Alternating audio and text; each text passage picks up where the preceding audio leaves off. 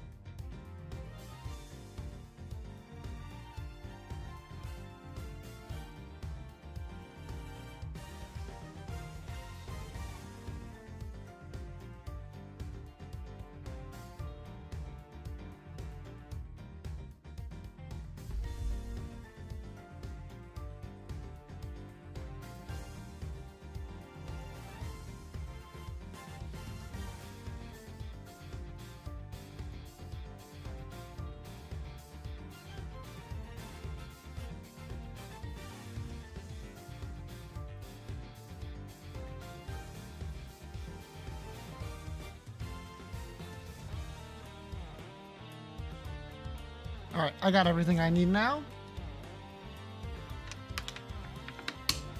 Time to see how fucked I am. Is this going to be? Okay, I do have my headphones on, right? I was about to say, like, it doesn't feel like I do. Yerp. Let's see it. Opening of the case. The captive turnabout.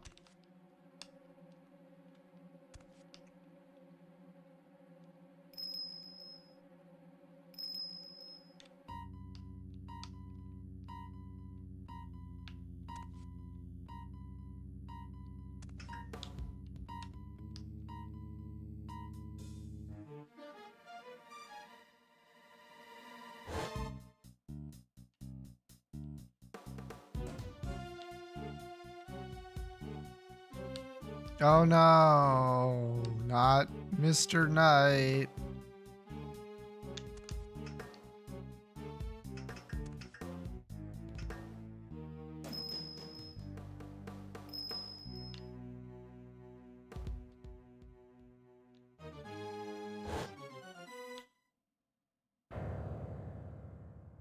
Dog. Are we allowed to bring K here? Well, we're about to find out, I guess. Still no sign of them, huh? Yeah. How long do they intend to keep us waiting? Not now, Mr. Edgeworth. I'm sure the guard will bring him in any second now. The killing of Bastion Rook. It's been 2 days since the incident at the park. Not a flashback. Let's go! And today we're paying a visit to the detention center. Our aim, of course, is to interview Bronco Knight, who has been charged with the murder. His trial is due to start tomorrow, and I'm to be the prosecutor behind the bench. What's taking so long? You there, what's going on? I don't know, sir. I'll go and check. We've got a situation. See what's gonna happen? I think Edgeworth did it. You know what? I think you're right. It's Knight. He's been killed. What? Killed in the detention center? Come on, Mr. Edgeworth. What are you waiting for? Right, guard, take us to the scene of the crime at once. Yes, sir. And let's bring Kay with us. So it didn't happen in the holding cells, but surely that was where he was being held. What's the holdup? The crime scene's this way. But where are you taking us? Doesn't this door lead to the prison proper? Yes. I mean, those other cells aren't part of the prison? They're part of the jail, right? Not exactly, no. Those are detention centers holding cells. Yeah. That's where defendants are kept while they're awaiting trial. The area beyond this door serves a rather different purpose. Yeah, it's where the people who are convicted serve out their time. So as you could say, it's the last place a great thief should ever want to be. I've unlocked it, sir. Please follow me.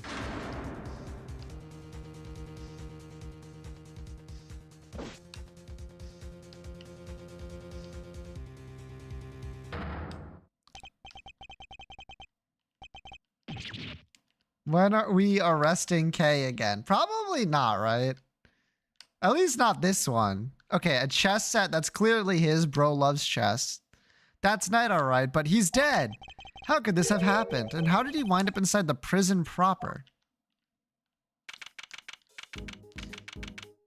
What's up with this room, by the way? The workshop. Dude, this is horrible. How did Mr. Knight get himself murdered? I can hardly believe it myself. There can be no doubting the evidence of our own eyes. And what's he doing here? I thought he was being held in detention center, no? Thank you. It's been like there's been like 6 sentences this entire time, and 3 of them have been the same thing. Where it's like, he's not supposed to be here. He must have been, he must have been. His trial hasn't even begun yet. The law states that until convicted, suspects are to be kept in cells separate from the main prison. Only those who have been found guilty are sent to the prison proper. There's no way Knight should have been in here. Maybe he wandered his way over. Office area, connecting corridor. Center and the prison are separated not only by 2 heavy doors, but also a lengthy corridor. That should have been a long way to wander, especially for a detainee. It's actually like not that long, if you think about it. I suppose we better take a closer look at Knight's body. We need to examine the scene of the crime carefully if we want to get to the bottom of this. Wow, they're just putting you right into it. I can appreciate that. All right, let's see here. Bronco Knight, killed the day before his court date. We better take a closer look. A chess set. Huh?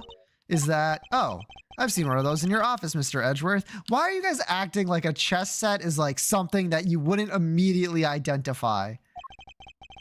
I'm sure you have, Detective. It's a pocket chess set. The victims, I imagine. Makes sense. He loved chess, after all. Yeah, it would have been a good way to pass the time. Would it, though? Put it in my organizer. 1 second. We're going to open that shit up. It's a mythical game in the universe. True, true, true. It's a murder investigation. You sound like a child on Christmas morning. Oh, please. Even your heart must skip a beat when you're about to open a mysterious box. Not all of us think like UK, thankfully. All the pieces are there. Is your stealth or something like that? I'm pretty sure if I were to play a game of chess against myself, it'd be pretty, it'd be like 2 people who don't know how to play chess playing chess against each other.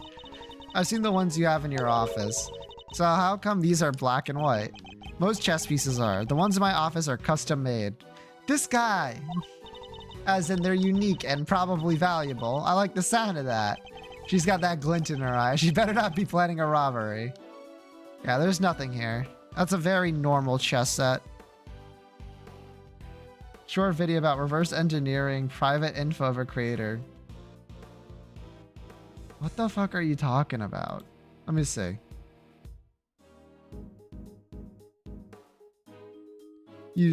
How bots use YouTube comments to find private info. They put their real name in YouTube's blocked words. Oh.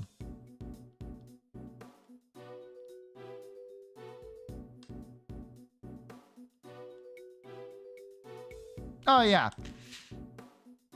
Let me tell you something. Not a problem.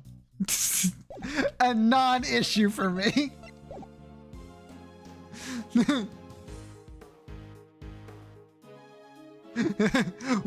Let's just say it's unlikely a bot has my name in any of its fucking lists to check against, and also I don't have it as a blocked term.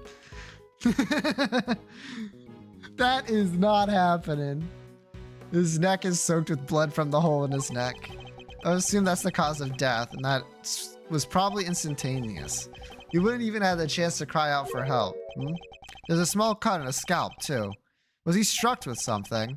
Maybe he fell on his head after he was stabbed in the throat? It's possible. It's too early to say with any certainty. Kay, you have your camera with you, correct? Could you lend it to the detective so that he can photograph the body? Sure thing. All yours, Gummy. Thanks. All right, here we go.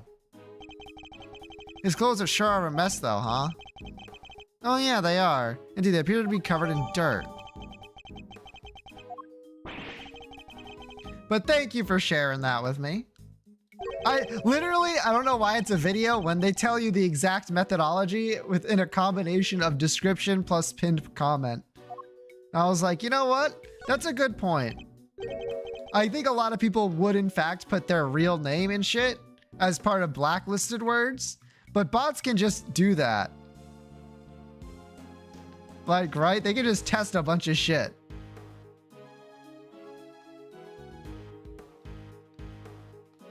Don't worry, I have no blocked words. Why? Because my YouTube channel is not actually a YouTube channel. It's like a stream archive channel. I stream to it directly, yeah, but it's mostly just there because, you know, I got banned from Twitch one time and I'm like, you know, I gotta make sure I have a contingency plan.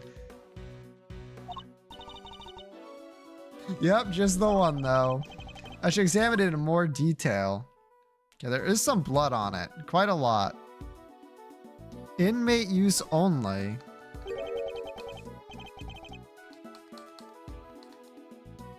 They're in a Twitch chat's block list. Nope.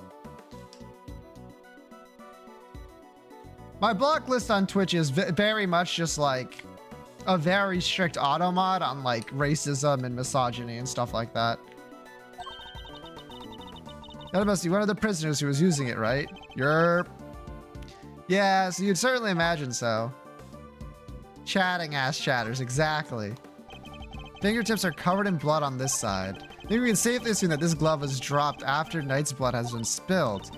We can't, how come? Because if it had been on the floor, the pool of blood it was then the blood would have flowed around it, but not underneath it.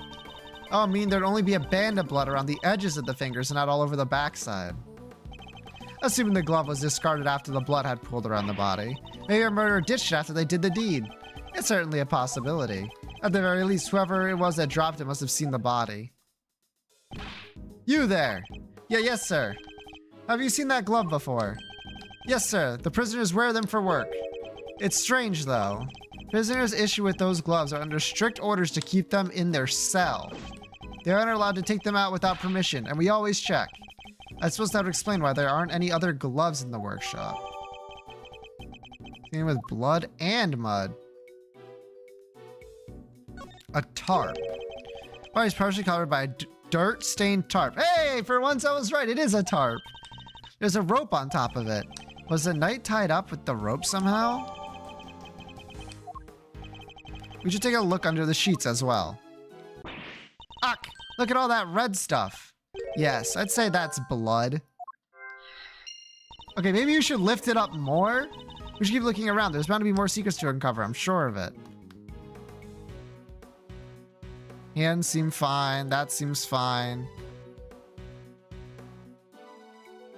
Belts, fine. That's blood. Yeah, no, I don't see anything else immediately suspicious other than like the fact that this is unbuttoned. Oh, wait. There's something on his finger. Let's take a closer look, Mr. Edgeworth. It's a ring, and an expensive looking one at that. Don't even think about it, Kay. What? I didn't say anything. Okay, that seems to be everything there. Yep. Alright. What's with all the weird equipment? I'm not sure, but I don't see anything particularly suspicious here. Smells weird, though. Kinda musky, like wet fur. I didn't know you had such a keen nose. Oh, it's nothing special, really, except when it comes to sniffing out treasure. Remind me to seal all my valuables away in airtight containers. No way, Mr. Edgeworth, I'd never steal any of your stuff. But you would happily steal someone else's. I'm not sure that's entirely reassuring. I don't know how those bottles aren't sus, but it's a sink. Doesn't seem to contain any useful clues. Nope.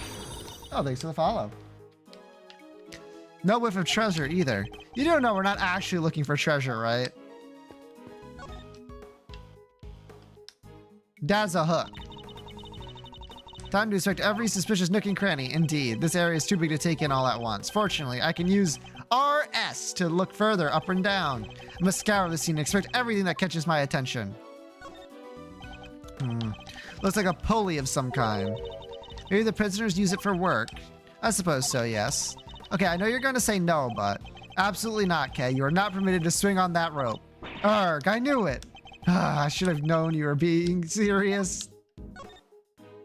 All right. What's this? A whip? The tarps are rather colorful. Kind of stand out in a room like this, don't they? They certainly don't look like they belong in a prison. Look, there's a whip on top of them. You know what that reminds me of, right? Hey, maybe it's actually hers. Maybe she left it here. Not a chance. She and her whip are attached at the waist, trust me. Oh, what? The whip's not suspicious in a prison where inmates could easily be. There's a rope near Knight's body, too. Speaking of which, want to see my super stealthy rope escape trick? Thanks, but I'll let you know when I'm in need of saving. She seems genuinely disappointed. You're a real killjoy, you know that, Edgeworth? Weird having something like this in a prison, huh? A cage inside a cage? Technically, Kay, a prison isn't made up of cages, but cells. What's the difference? No offense, Mr. Edgeworth, but you've got to look at the basic nature of things more. Yes, and the basic nature of investigation is the pursuit of accurate facts and information. Yeah. You know what? I'm with Kay here. Same thing. Dog. The part of the floor is covered with dirt. You know what that means, sir? Footprints. Too many footprints, unfortunately. We need a specialist to identify them. Guess we gotta wait till forensics gets here. Yes, and in the meantime, could you refrain from treading all over it? Wouldn't want to slip up on get the old jacket dirty. Good point, Mr. Edgeworth, thanks. My concern was for the footprints, not your jackets. Me as Edgeworth stands directly in it. Okay. Okay, what do we got? What do we got? Bloody tarp. Once again, this is not a logical connection. This is like, I guess it's technically a logical connection, but God. The same design as the bloody tarp around Mr. Knight's body. No fucking way. Yes, you took the words right out of my mouth. Hee, that'll teach you to be so careless, Mr. Edgeworth. You need to keep your treasures close when there's a great thief around. I thought you were on sabbatical.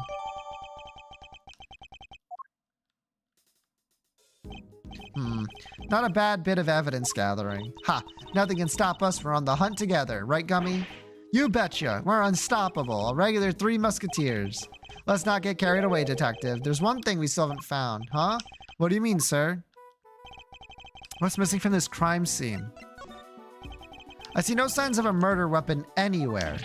You're right. I didn't even think of that. Come now, Detective.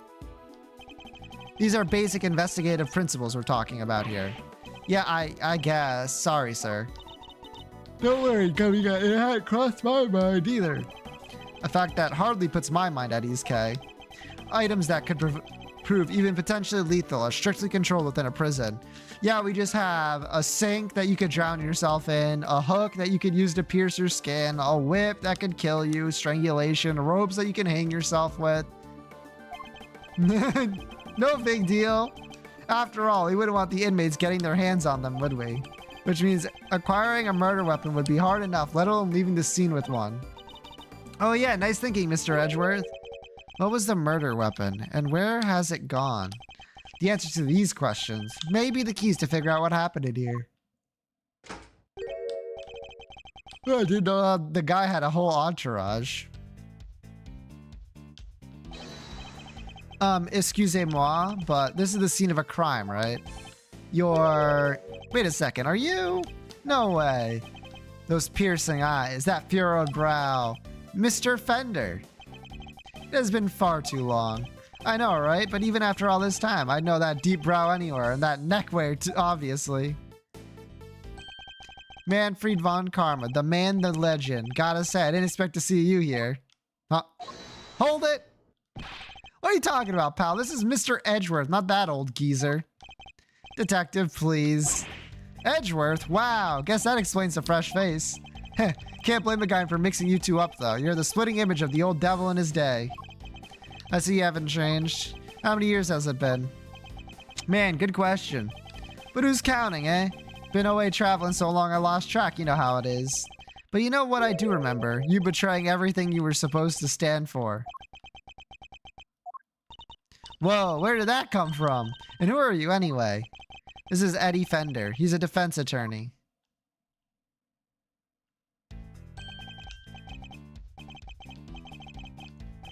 Are you gonna speak words to me? Enchante. As they say, Fender's the name and defending's the game. I'm a bit of an ace attorney. Boo! Boo!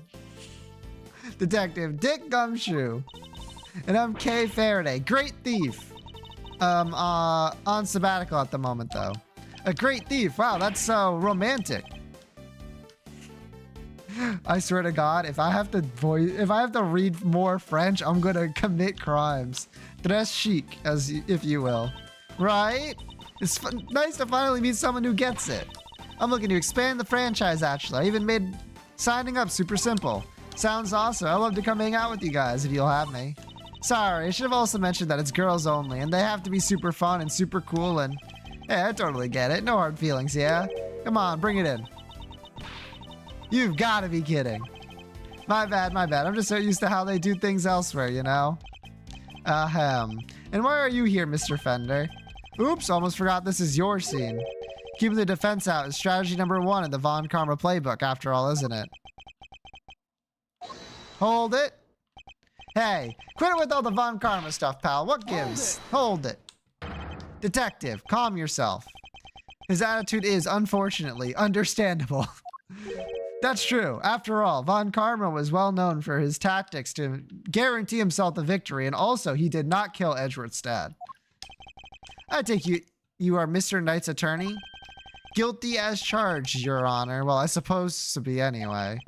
He was planning to represent Knight. If his client hadn't been murdered, he and I would have faced off each other in court. Let's see what he has to say for himself.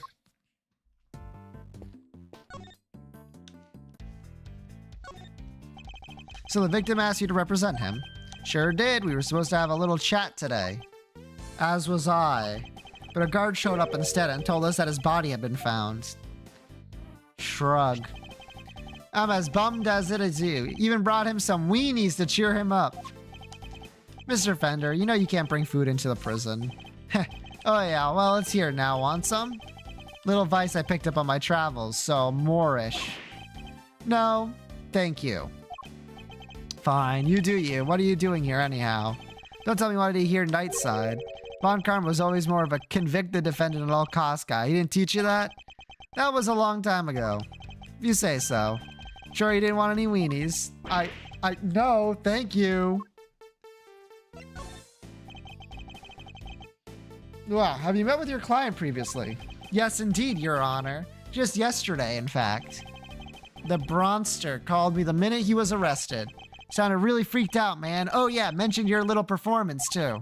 According to him, you really made a nuisance out of yourself. And not a kind word was spoken, I'm sure. Well, sticks and stones and all that. Boy, did he not like you. Trash talked you something fierce. Guess I didn't join in on the fun, though. Fun? How dare you, Mr. Fender? Lighten up, kid. I'm kind of a fixture in the visitor's room here. And I don't think I ever had that much of a gas. Oh, so you come here a lot? Hey, don't go getting the wrong idea, little sis. I'm never on the wrong side of the bars. Just happen to know someone who is. The visitor room is usually where I'm at, but this isn't exactly my first time in the Clink either. In which case, I better ask him what he knows about this room. Tell me, what do you know about the scene of the crime? Huh? Oh, this room. Non, dude. What do you know about it? I'll give you 3 choices. Is it a recreation room? Whoa, I don't even want to know how you spend your spare time, Edgeworth. But I guess there's plenty here you could play with if you use your imagination, probs. Now, let's see what the answer key has to say, shall we? Oh no, you got it wrong. This is actually a workshop. That wasn't an option. So all the options he gave me were wrong. How infantile. The cons come here often to perform various duties. They can learn new skills too, bank some qualifications for when they're back on the street. I see. How is access to this room controlled? Who has the key? Chill out, Edgeworth. I don't have all the answers. My man over there probably does though, right, compadre? Yes, sir. The workshops aren't locked with physical keys. The doors are fitted with sensors instead. What kind of sensors? Inmates are issued with special bracelets, sir. When they walk through a workshop door, the sensor checks their bracelet, and if they're not supposed to be in there, ding-a-ling-a-ling-a-ling, an alarm sounds. If they let it ring for too long, then bzz, they get a real shock, if you know what I mean. And if they try to break or remove the bracelet, a shock 3 times worse than that. What? That's brutal. I guess I need to ensure that the inmates follow the rules, but that sounds a bit excessive. They wish to pass through a door like this one. Prisoners need to be accompanied by a guard. You're able to sense in front of them and let them in. You get all that? Have any prisoners used this workshop today? No, sir. No one's been in here for days. I'd known if they had. No prisoners have entered, let alone used this workshop today. Okay. Which means that there's a contradiction in this crime scene. Namely, that there's something here that shouldn't be. I'll take another quick look over the crime scene and employ my powers of deduction to solve the mystery. Okay.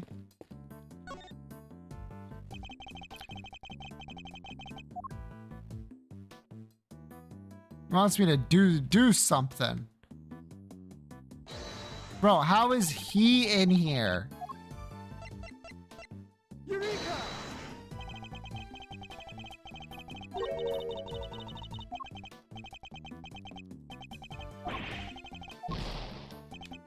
What do you mean?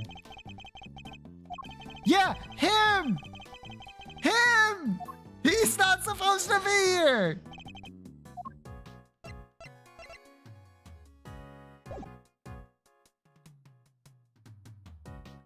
What the fuck?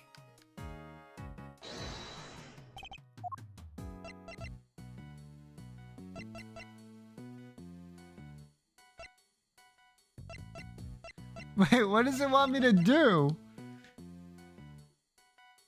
Prison issue equipped for working inmates stained with blood and muck. Eureka! Sure, fine. That's whatever. Prisoners aren't able to come and go from this workshop as they please. Door sensor would detect their bracelets and the alarm would sound. Oh, the reason why is that he's not a prisoner yet, right? Okay, never mind. I'm the dumb one. What's more, according to the guard, no prisoners were authorized to be in this room at all today. And yet here we have a rubber glove of the kind issued to inmates. There's a clear contradiction. So where did the glove come from, sir? I don't know, detective. Not yet anyways. All I know for now is that the glove is a valuable piece of information. Yippee! You, apart from the prisoners and guards, who else has access to this room? No one, sir. This is a prison after all. Prisoners and guards are pretty much all there is. Hold it. Mr. Fender. Come on, don't play us like that, friend. We both know that's not true. You know as well as I do that prisoners and guards aren't the only ones who can come in here. Huh? Oh, do you mean... But sir, they're... Mr. Fender, would you care to get to the point? Who exactly are you talking about? What? You don't have a pair of peepers in that head of yours, do you? You didn't see them on the way in? Wandering about in the corridors, chilling with their buds. I bet if you'd mosey out of that door right now, you'd trip over one of them before you're taking a step. Listen, pal, we had just enough of your baloney. Take a chill pill, big guy, I'm on your side. You know, for such a wide fella, you have a very narrow mind. What are you? Hold it! Detective. Sorry, sir. Look, just follow me, okay? Seeing is believing, isn't that what they say?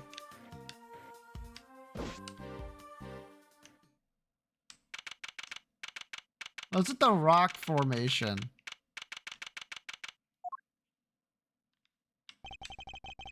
This is no ordinary shop. Here the humans share the space with some special friendos.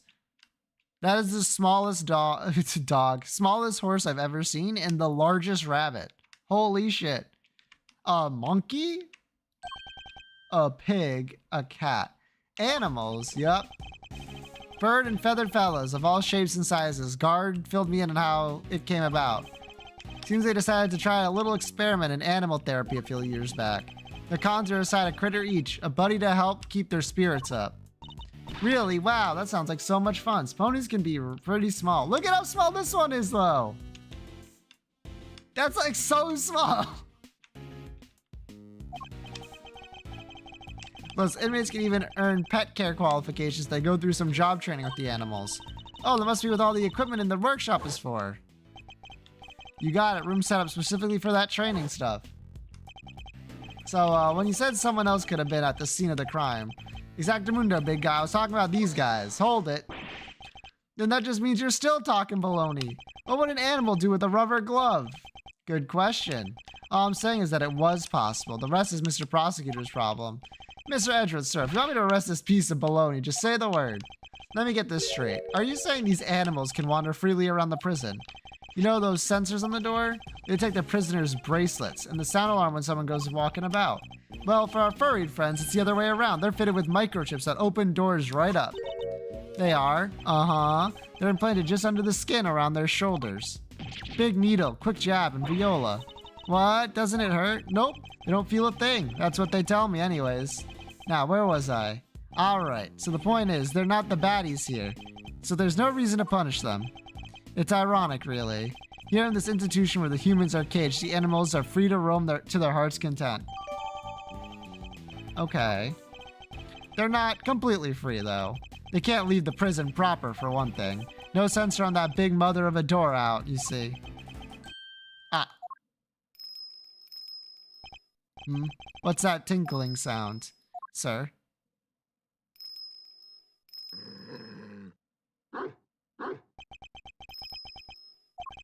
Just look at that thing. And is that a bell around its neck? That explains the sound, I suppose.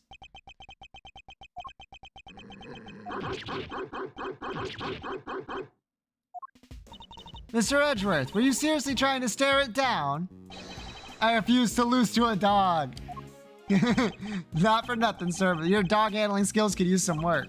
Leave it to a pro. I know how to treat them right. Come on now. Come on, Dagami.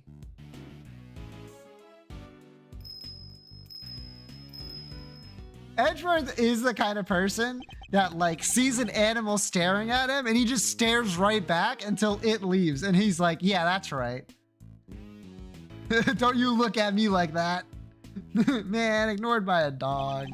That dog was certainly very different to the other animals. Seemed to have a real thing against me and only me. Alrighty then. Is this a flashback? Not a flashback! Alrighty then. We've met the... Yeah, what's next? Yes, you better interview some witnesses, right, sir? Indeed. You know, I'm not sure. Those of you who were here yesterday might have heard me mute myself for a little bit. It's because my mom was like, hey, like, why are you yawning so much in the middle of the sentence? No one's going to understand you. And I'm like, what do you want me to do? It's not like I can stop yawning. It's like an automatic response kind of thing. Oh, yeah. You know what I mean?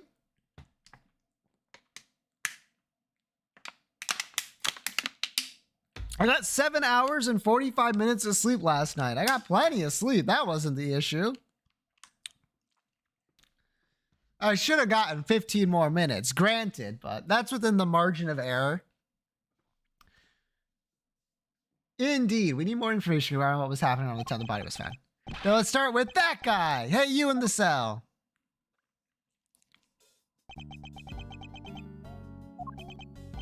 Ignored again. He needed the 15 minutes. That's true. Hello. We were wondering if you might be able to tell us anything about this morning's incident. Is anyone else a little afraid of this guy? Not a big talker, huh? It's all right, man. I'm on your side here. Let's start with the handshake, huh? Maybe a hug to break the ice. Seconds out. What's that supposed to mean? Hey, I get it, man. Not everyone's the hugging type. I'm cool with that.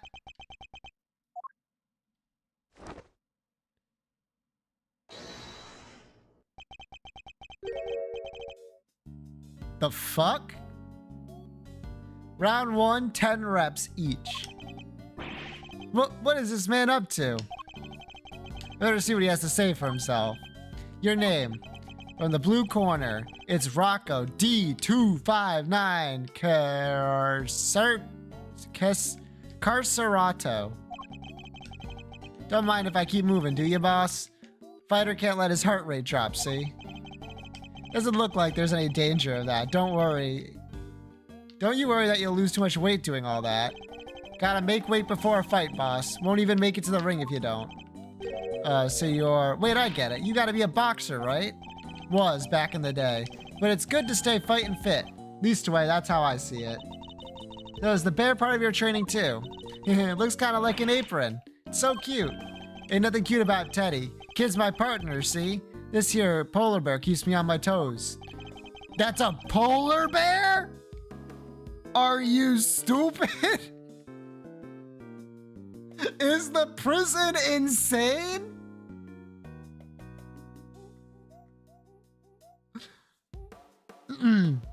He seems to have loosened up a little. Now's my chance. What were you and Teddy at the time of the incident? Come on, boss. I ain't no stoolie, and I don't know nothing no-how. I'll be the judge of that. Please answer the question. You punch drunk or something, boss. I told you, I don't know zip. So he won't play ball. Of course it's insane. Guess there's only one thing to do, eh, Mr. Edgeworth? Indeed, the more he protests his ignorance, the more certain I am that he's hiding something. Alright, let's see exactly what you know and don't know, shall we, Mr. Carcerato?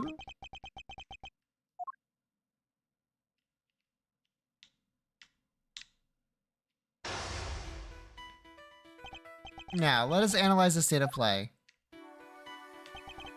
He'd have some boxing stance when he's on high alert. My guess is that things won't go well if I push too hard at such moments. My opponent is off the offense. I should remain calm and bide my time. He's bound to reveal an opening eventually, which is when I'll pounce. First, let's see if our friend here knows anything about the incident. This mind chess stuff. You know, we're probably going to be doing it the whole time. He'll probably ask about his movements and bring this fight to an end before he knows what hit him.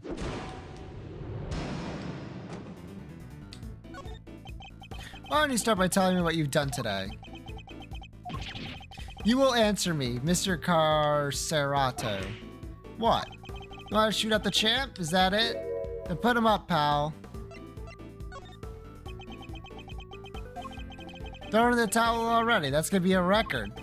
Fisticuffs is hardly my style, but I'm more than happy to take you on in a game of chess. Incidentally, don't you get tired ducking and diving like that all the time? You think I don't got the stamina, kid? Oh, just you try me. I ain't tired. Not today, not ever. Especially not today. Took it real easy this morning. Had me some quiet cell time. Hardly broke a sweat. Really, you look pretty sweaty to me. Give me a break, will ya? I'm done talking, okay? I'm tired. Yeah, real tired. You may have kept your boxing skills sharp, Mr. Carcerato. I'm afraid your lying needs a bit of work. Tired, really? I hardly think that's possible. Especially not after told me about your quiet cell time this morning. Oof. We gotta be careful here, Teddy. When this guy lands, he lands. Oh shit! Taking off his training weights! He's hiding something, I'm sure of it. I should try asking what happened at the time of the incident, both in and outside his cell. I won't need to use my fist in this next round. No, I'll deliver this knockout using carefully chosen words alone. Did you notice anything strange around the time of the incident? What do you mean strange?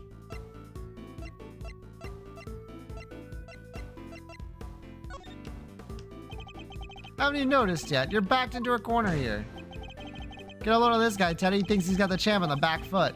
Better knock some sense into him. Curse, I should have picked my words more carefully. The problem with Edgeworth is that he's such a piece of shit. I do not know what is like good wording because motherfucker doesn't know how to do it. It's cringe. He's so cringe. What were you doing around that time? I wish I could help you, boss. But I was asleep. We both was. I don't have a clue as to how to proceed this line of questioning. I need to reconsider my approach. Do you remember what you were doing at the time of the incident?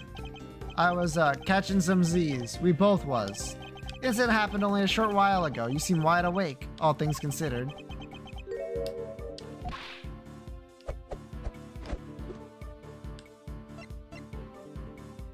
You gotta bide. Look at that boy. He's boxing. Fighter's gotta be able to get up quick when he's down. But he needs his beauty sleep too. Builds muscle.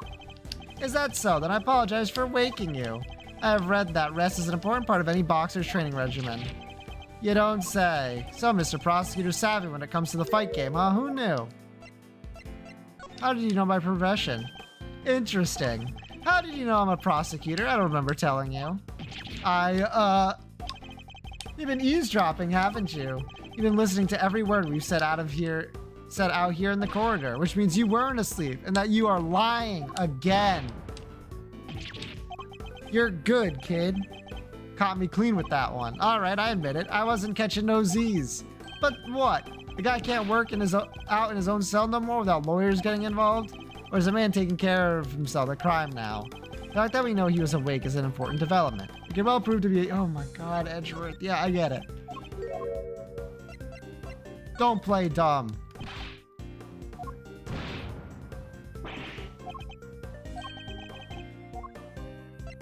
You were exercising. Never your barefaced lies. You weren't asleep. You were exercising. You told me as much yourself. Oof. A counterpunch, huh? Should have seen that one coming. Seems I have you on the ropes, Mr. Carcerado. It's time to come clean about what you know. All right. You don't gotta shout about it. Stomping around like you own the place. Teddy and his pals have been scared enough this morning already. Already, you say? Joeless. Hello, male protagonist. And pray is okay. I know I read your comment, but that was a good time to say it. You've done well to endure this long, but I fear you'll soon be out for the count. You say the animals have been scared enough already. What it implied something happened here earlier. Well, what was it, Mr. Carcerado? Ugh. Quit it, will ya? I'm getting shell-shocked here. Fine. Someone yelled, okay? Real loud, real scared. Got all the little guys scared too. Yeah, laugh it up, Mr. Big Shot Lawyer. Let me see you do the same thing in the ring. Huh. Checkmate. Oh my god. Yes, checkmate. Piece of shit. This guy. I think we've now established that you know more than you're letting on, don't you? Fine, I'll talk. You did it, Mr. Edgeworth. Let's not get carried away, Kay. Our work here had only just begun. Hold it. Hey, can we call a timeout here for a second, guys? There's something super big I need to say. It's just, well, it's like fate brought us here today after all these years, Edgeworth. And it's a real privilege watching how you work. Eye-opening stuff, in fact. Just thought you should know I'll be telling you-know-who what you've become. Who know who? Keen to the lowdown, huh? Well, hold it. That's enough. This has nothing to do with Kay. Whoa, don't have a cow, man. Why so sensitive? Voldemort, probably. Report whatever you like to whomever you wish. Just do it on someone else's time. Whatever you say, boss man, but I think he should know at least. You know how you've been living your life since you signed on to doing things the Von Karma way. After all, you've disappointed him enough for one lifetime already, am I right? What's he talking about, Mr. Edgeworth? Nothing that needs concern you, Kay. Our focus should be on Mr. Carcerado. Now, shall we continue? It's time to hear the truth at last. You won't land a glove on me, kid. Is Von Karma in this prison? He might be, right? There was a show. Finished around 10 a.m. Came back here after, did me some training. Leastways, I tried to. Barely got to the count of 2 before someone screams, "What the? Ah!" Guy was howling, crying for help. But what can I do? I'm locked up in here, right? So I tunes it out and I get to work. Find it curious that you pay so little heed to a desperate cry for help. Like I say, boss, what can I do? Besides, this is the joint. Nobody thank nobody for getting involved in what ain't none of their concern. I hear you, brother. Best you could do is rubberneck it from in there anyway, am I right? You mentioned trading, Mr. Carcerado. Can't help but notice how well equipped your cell is. There's a guy, the fixer they call him. What's a fixer? Fellow who can get his hands on just about anything you need for a price. No way, think you can find me perhaps Mr.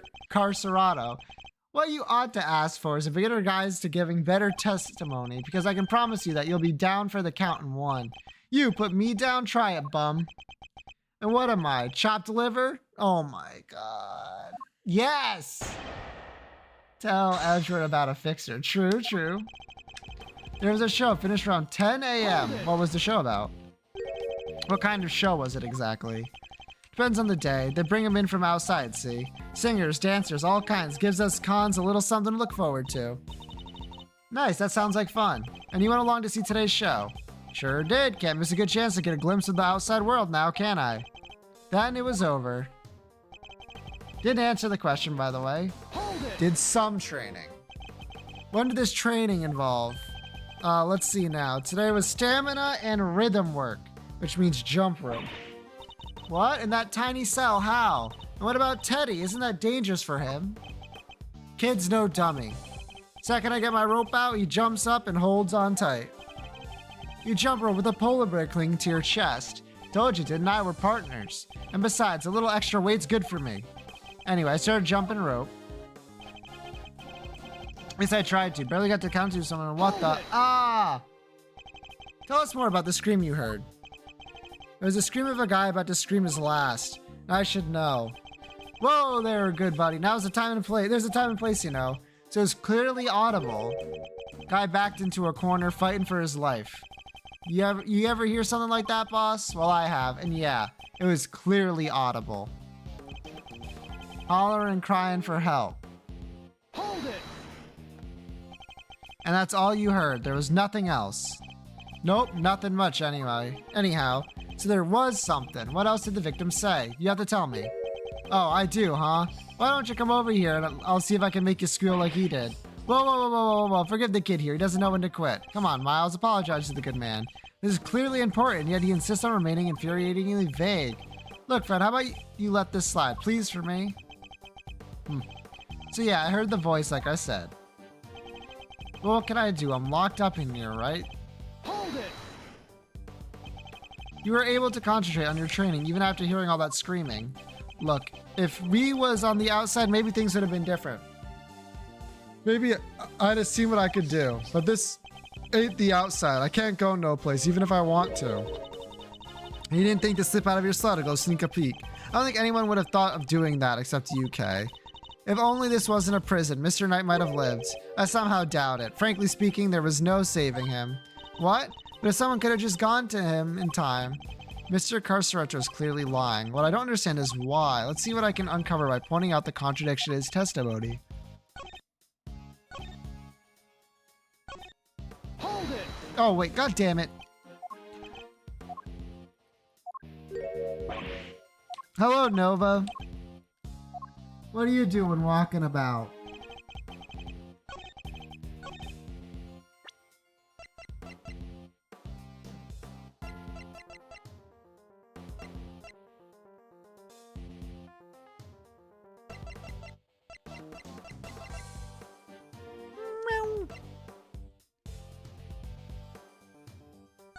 Died instantly.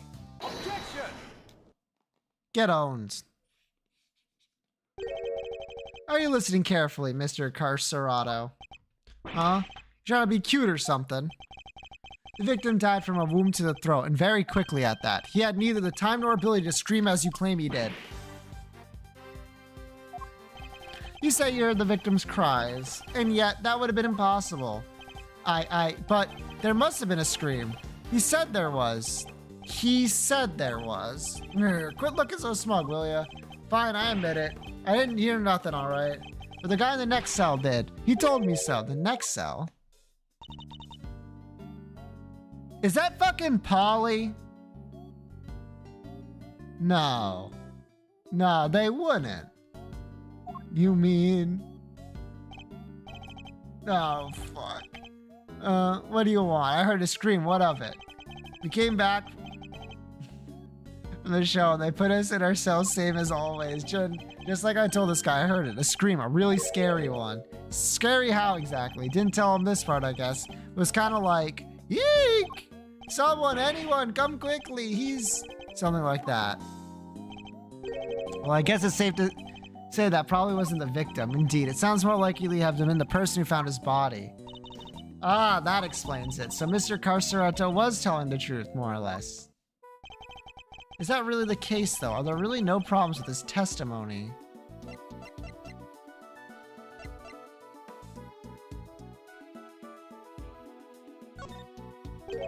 I'm afraid a new problem has reared its head. Namely, Why didn't you hear the scream yourself, Mr. Car Serato?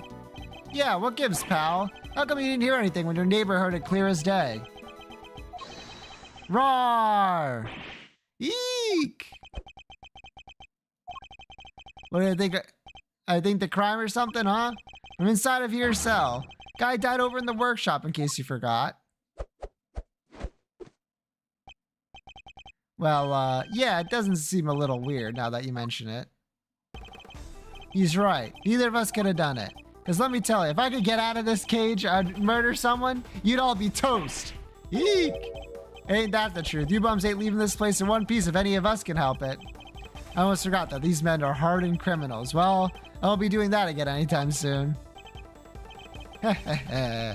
I'm guessing this wasn't how you saw this going, Edgeworth. What's my next move here? I won't get much more out of this state. Overruled. Who goes there?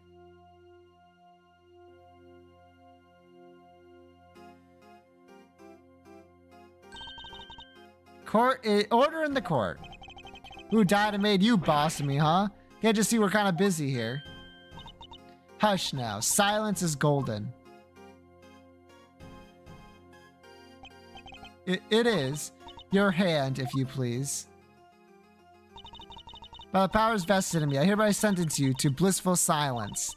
Praise be, a simple life awaits you. No money, no possessions. May the goddess of justice watch over you, now and always. Guard, if you would. Looks like you'll be spending the night in solitary, buddy. What the? Come on! Please, boss. Any place but there. There is no need to be afraid, my child. If anything, you should rejoice.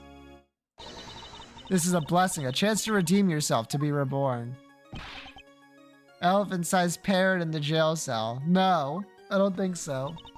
Oh, goddess of justice, bless your child and keep him in your care. Oh, Holy One, we give thanks in your name. And you are... Verity Gavel, at your service. It is my honor to bear the title of judge and to work at the pleasure of the law. And what is a judge doing in a place like this? Hello, Nova. Since you asked, Mr. Edgeworth, I have been sent here to find you. I come bearing a message from the Committee of Prosecutorial Excellence, and it is my sacred duty to deliver it. The Committee for fuck you, Excellence? Oh, what the heck is that? It is the first and foremost a name that should not be taken in vain, my child, for it is a sacred phrase from the goddess of justice herself. Why don't I fill you in, kiddo? The committee is a panel of 11 people whose job it is to keep our beloved prosecutors honest. In other words, they make sure people like Edgeworth here don't cross the professional line. The panel is comprised of people from both the legal and political professions. A panel of which you are a member, I presume. I am. Allow me to thank you on the committee's behalf for your service. Thanks for coming to see us like this. Speaking for myself, it's a real honor to meet you. Always great to hang with a judicial compadre. Come on, bring it in and chillax. We're all friends here. Need to remind you that the committee has a long-standing relationship with the Bar Association. Hey, I didn't mean anything by it. I was just trying to lighten the mood, okay? So, your job is to find bad prosecutors and punish them. Precisely, my child. Praise be to the goddess of justice for bestowing her gift of insight onto you. The committee has the power to remove problematic prosecutors from cases. And should a prosecutor truly unworthy of the title be brought to our attention, we are vested with the power to confiscate that prosecutor's badge. And what does that committee for prosecutory, whatever you said, have to do with Mr. Edgeworth? We're in the middle of an investigation here.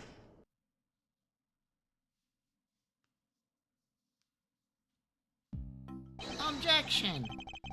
Pitiful, you really don't know. What an ignoramus. Oh, fuck. This guy's a... One second. This seems up your alley.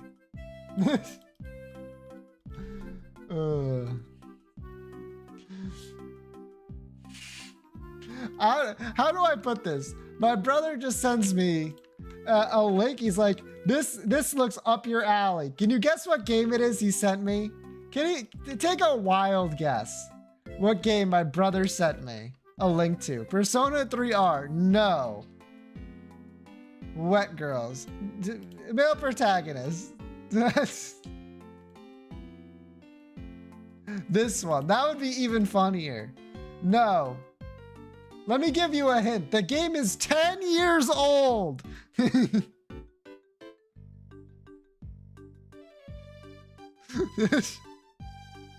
TF2. TF2 is older than 10 years old.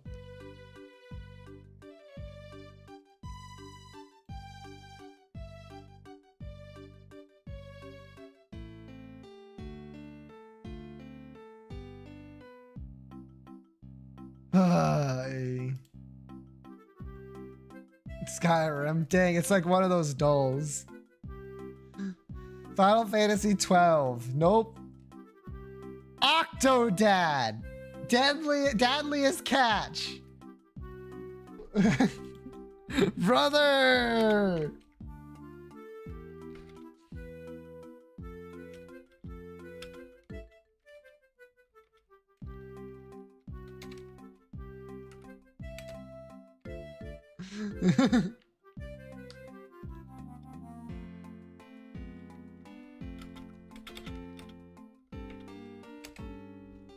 Gotta shoot an Octodad like a true content creator. I know, right? It's insane. Octodad. He's... what is my brother doing, man? Pitiful, you really don't know, do you? Okay. And you are you, pal. Winner. Eustace Winner. Prosecutor extraordinaire. Though you might know me as just the winner. And they call me that. Yawn. As Ghost Mop is playing Deadlock. Oh no. If I go over to Cage channel, am I gonna see? Okay. Okay, we're fine. We're fine. We're fine.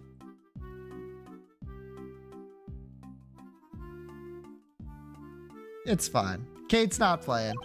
Where this guy dies? True. With great affection, I might add. I've never heard of you. And how about Detective Flatfoot over there? Nope. Name means nothing to me. Well, it's to be expected of an ignoramus, I suppose. Ignorance is sweet, as they say, so I'm sure most things mean sweet nothings to you. Ignorance is bliss, winner, and I don't think sweet nothings means what you think it means. True. It is entirely natural that you aren't yet acquainted. Eustace only joined us just last month. So he's nothing but a rookie. I'm not just any rookie, I'm a winning rookie. Which he will prove himself to be in due time. Now let's cut to the chase. I'm here to clean up your mess, Edgeworth. What do you mean? What mess? I fear I know exactly what he means. The committee's sending an envoy with a new prosecutor in tow. I suspect I know what you're getting at, Winner. But I'm going to need a few more details. Would you mind explaining, Judge Gavel? Very well. By the power vested in me by the goddess of justice, I hereby declare that in the matter of the incident at the presidential address and the murder of Mr. Bronco Knight, the committee hereby decrees that Prosecutor Edgeworth be relieved of his duties and replaced by Prosecutor Winner. Here ends the verdict. All right, case closed, guys. Good stream. See you guys next time. What? Edgeworth is off the case just like that. Judge Gavel, I believe I asked for an explanation. No explanation is required. The guilty verdict is in. The goddess has spoken and her judgment is final. Objection. And what exactly have I done to warrant being taken off the case? Come now, Mr. Edgeworth. Claiming ignorance of your crimes will not serve to lessen your guilt. You boarded the presidential plane, violating the principle of extraterritoriality. And while there, you performed an unsanctioned investigation and subjected a visiting foreign leader to questioning. Yeah? And? Does she forget? Is she missing out the part where some dude was held at knife point? You were one wrong move away from causing a major international incident. How was there not a major international incident? You vastly overstepped the authority of your office. To call it an abuse of power would be no understatement. Objection. I don't deny that I may have pushed the boundaries where certain rules were concerned. But there is also no denying that certain risks must be taken if one is to arrive at the truth. I refuse to concede that my actions were inappropriate. then what you are saying is that the ends justify the means, that rules can be freely ignored. That is a very dangerous way of thinking. The law is absolute. It is not to be bent to your whims. He never said he broke the rules, actually. Forgive me, but not all of us believe as you do. Is that so? How unfortunate. Still, it changes nothing. When a trial ends, the hammer falls. Be you defendant or attorney, even if the verdict seems irrational, nothing more can be done. Nothing, that is, but to give thanks for the goddess of justice's divine grace. Unless you wish to appeal. To do so would be to risk of your badge, of course. So they mean to take my badge if I don't play along. Whoa. Tough break, Edgeworth. I see you accepted your fate. Good. Guards, if you would be so kind as to escort him out. No, stop. What are you doing, detective? I'm in charge here now, so you'll do as I say and move out of the way. What? You're not the boss of me. Unluckily for you, Flatfoot, that's exactly what I am. They're holding all the cards here. I don't stand a chance. Detective Gumshoe. Do as Mr. Winter says. But, sir. Judge Gavel. Yes, Mr. Edgeworth. The committee's decision is beyond irrational, so yes, I do plan to appeal. You haven't heard the last of this. Duly noted. Until we meet again, then. Let's go, Kay. We're leaving. Right. Oh, and remember, you know who will be getting a full report on all of this.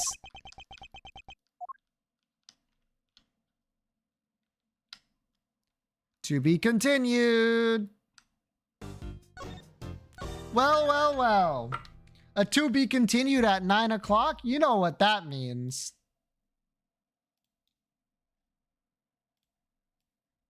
Of course you do.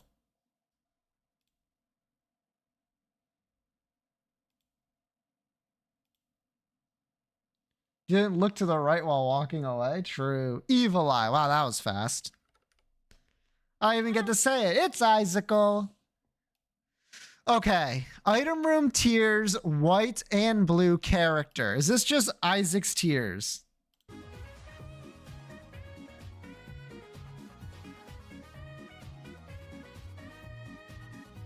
Well, you know. Sometimes it do just be like that, I guess.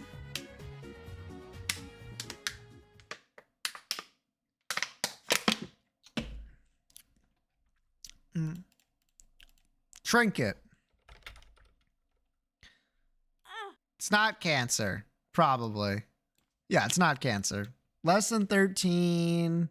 No red. Not game progression. Maybe character. We can go like Maggie's Faith. Floor Enter or Eternal Heart? Probably Floor Enter. What gives you Floor Enter? How about Wooden Cross? It is 12. That's insane to me. Also, what? Okay, so Floor Enter seems to be correct. All right, so if I'm entering a floor, what's a really good Floor Enter effect? Like lens, telescope lens. That's 14. That's room change. Repentance. Oh, good. Contact damage, familiar, floor enter, orbital tears? Fucking what? No, it's the one that gives you a wisp. What is that called? Beth's Faith. Yeah, it's Beth's Faith or Essence. Yeah, there we go.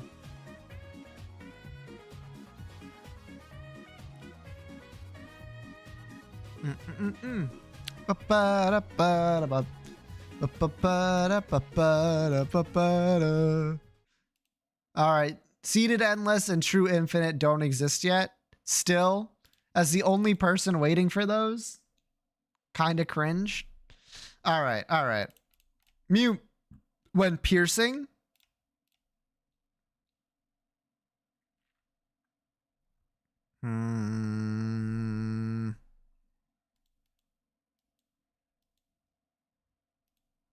Almost.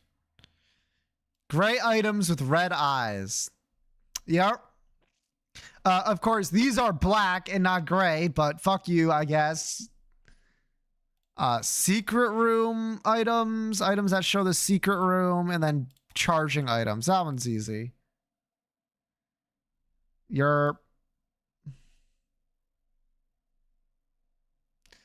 See, initially I was thinking like item scheme is like black, red, and white. I probably should have put this then, but I mean, that was easy. That was pretty simple. Compared to last time, although these are clearly not gray. That's a black item. Right there, right there. And Pokidoku. Fuck. Me every single time I see Evolved by Friendship. Why?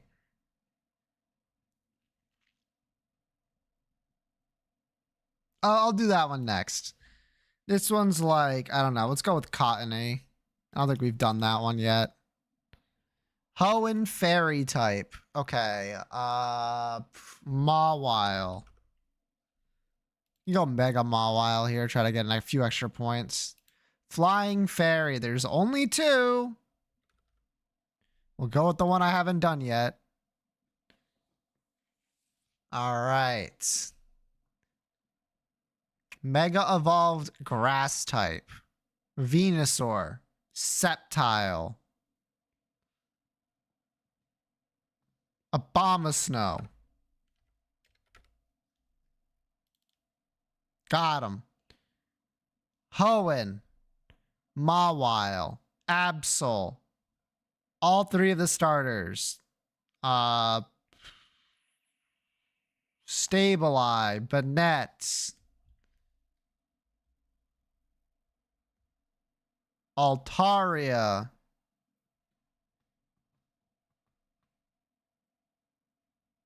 Not Flygon, because God hates you. Get it twisted. Garchomp is not from this generation. Salamence is the one that's from this generation. Metagross. Wow, there's a lot of Gen 3 ones, huh? Holy shit. Let's go with Metagross. Mega. Yerp. Flying Mega Evolved. Salamence. Rayquaza is probably our best one. 10%. Yerp. Yerp. Okay.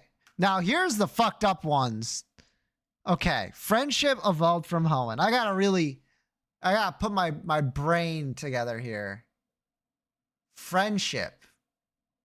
Hoenn.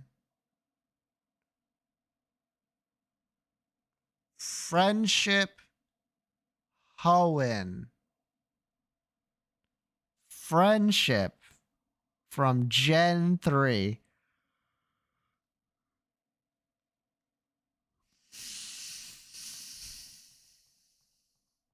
Friendship. Gen 3. Would Roselia count? That's a friendship evolution, right? Or is that level? I don't know. The Gen 4 babies are so weird. There has to be a friendship evolution, though. In my head. A Pokemon that you kind of just have to mess around with until it evolves. Milotic is a item evolution, I believe. In the original games, it was Beauty, which wasn't friendship.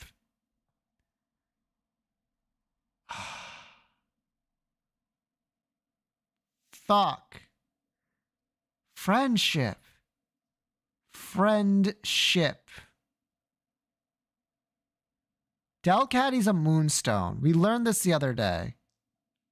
Nincada's level like 20 or 22 or something. I was like going through the route. Whismur is not one. Okay, you go back out. You go down. Wingull. Cascoon. Shroomish. Zigzagoon. Poochyena. Skirskit. Ralts? No. Keep going. You head down. Stabili. Aeron. Mawile, no. Makuhita, no. Metachan, no. Okay, you go out from there, you go over there. Plusle, Minum, no. They don't evolve. Kecleon, no. Roselia, maybe. That's a big maybe on that one. Illumise, Lumise, no, no. Nose Pass, no. What else is in that area? I think that's it actually for that area. And you go up, you got Torkoal, no. Slugma, no.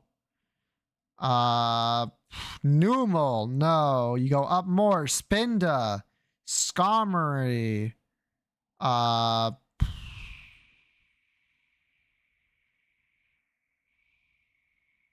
Trapinch.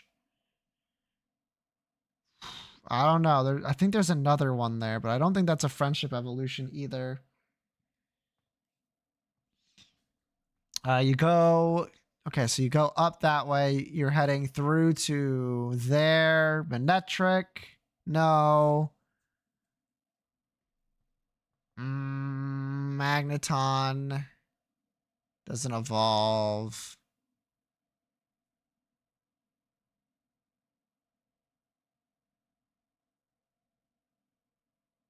And you go down there. I don't know what's on that path. So Viper Zangoose is like way back, I think. Then you got...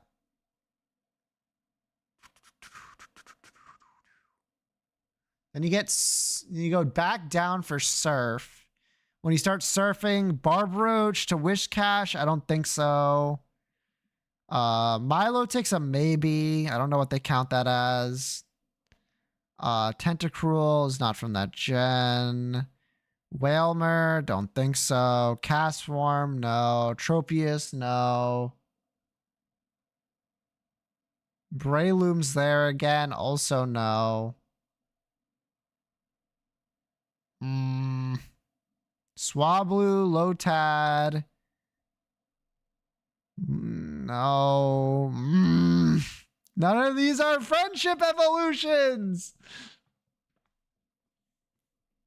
Okay, come on. Keep your brain going. What else? Solrock, Lunatone, no. Bagon, no.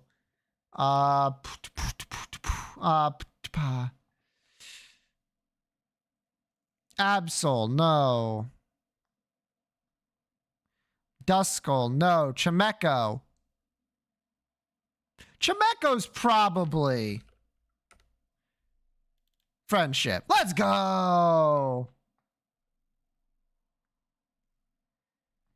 Teen versions aren't from Gen 3. Yeah. I wonder if the other one's Roselia. Friendship, grass type. Fuck. Okay. Thinking. Is it Roselia? Just for sure here. What else evolves from friendship and is grass though? Livani? I think, right? Grass bug, friendship? I'm taking my chances. Go. Let's go. Now, flying friendship. This one I'm a little spooked by.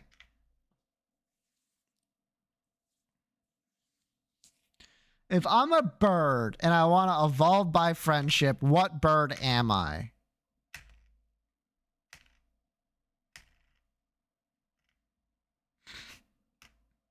I'm really thinking, but I'm not coming up with fuck all. Oh no. Maybe it gains the flying type on evolution. Hi, Nova. Okay, think. Use your head. Flying type. Baby Pokemon, perchance. Togetic? Is Togetic flying? It has wings.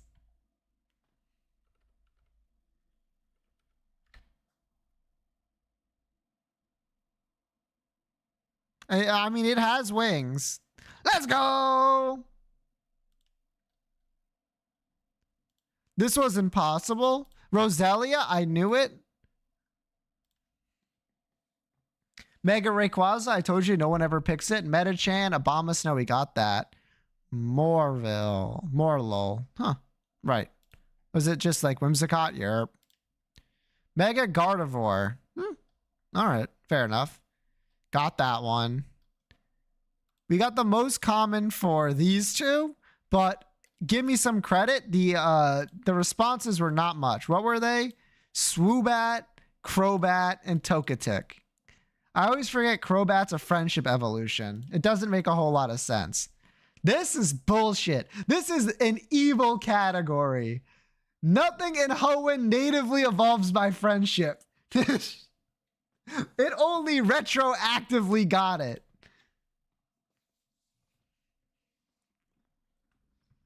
Me going through the entire fucking Hoenn Pokedex in my head in order to figure out what does and does not evolve by friendship, being like, And this one, there's only 2. This is a hard board. Holy shit.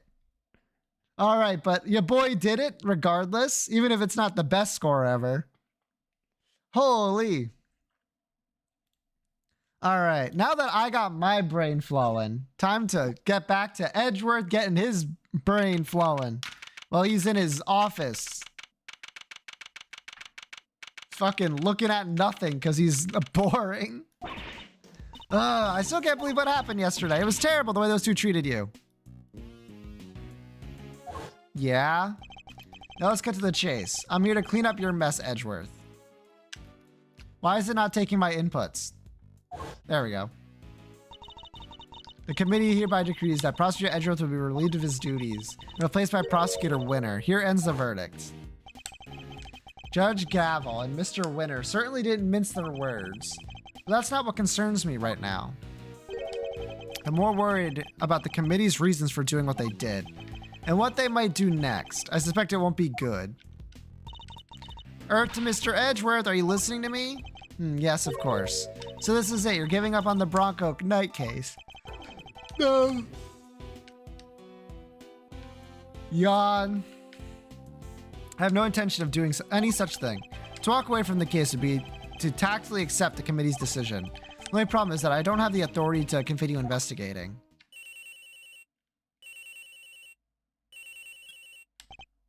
Yes, what is it, Detective? I got some bad news, sir. Word down at the precinct is they just arrested somebody for Knight's murder. What? Do you know who it is? No, but I heard they're being held in the detention center. Maybe you could go talk to whoever it is. Good idea. Let's get down there, Mr. Edgeworth. Even without the authority to investigate, surely I can still pay a suspect an innocent visit. All right, we're on our way. I completely fucked up that sentence, by the way. Me too. I'll see you there, sir. But won't you be missed, Detective? Nah, everyone's busy in the prison going over the crime scene anyway. Good, then we'll see you shortly. Yes, sir. Come on, Kay, let's go. You got it. March 28th, 10:23 a.m. Detention Center. Visitor room. It would be so funny if we waited here and they're like, Edgeworth, you wouldn't believe it. The guy they got, he's dead. This is exactly how we started. You're still no sign of them, huh? Indeed. Wait, this is just like last time. Oh, good. She's bringing attention to it. Please don't tempt fate like that. No, I can't. I just can't. Surely you can. I told you. It's just a pair of visitors. Where's the guard who's supposed to be standing next to the door? I'm guessing he's there. Sounds like someone really doesn't want to see us. No, no, no, no, no, no, no, no. Just talk with them, please. But one of them's a prosecutor, right? Aren't they all super scary? All they do is stare at you right into your soul. Ah, you must be the suspect in the... Eek! See, I told you! Okay, why is this man so flustered? Probably because you're being you, but I guess that's just how you are. Thanks for clearing up absolutely nothing. World's most clueless man. Hey, Mr. Suspect, you doing okay in there? We just want to have a little chat with you. You know Biggie, right? Who are you? I'm Kay Faraday, Mr. Edgeworth's trusty sidekick. I'm just a part-time gig I'm take a break from my real job though.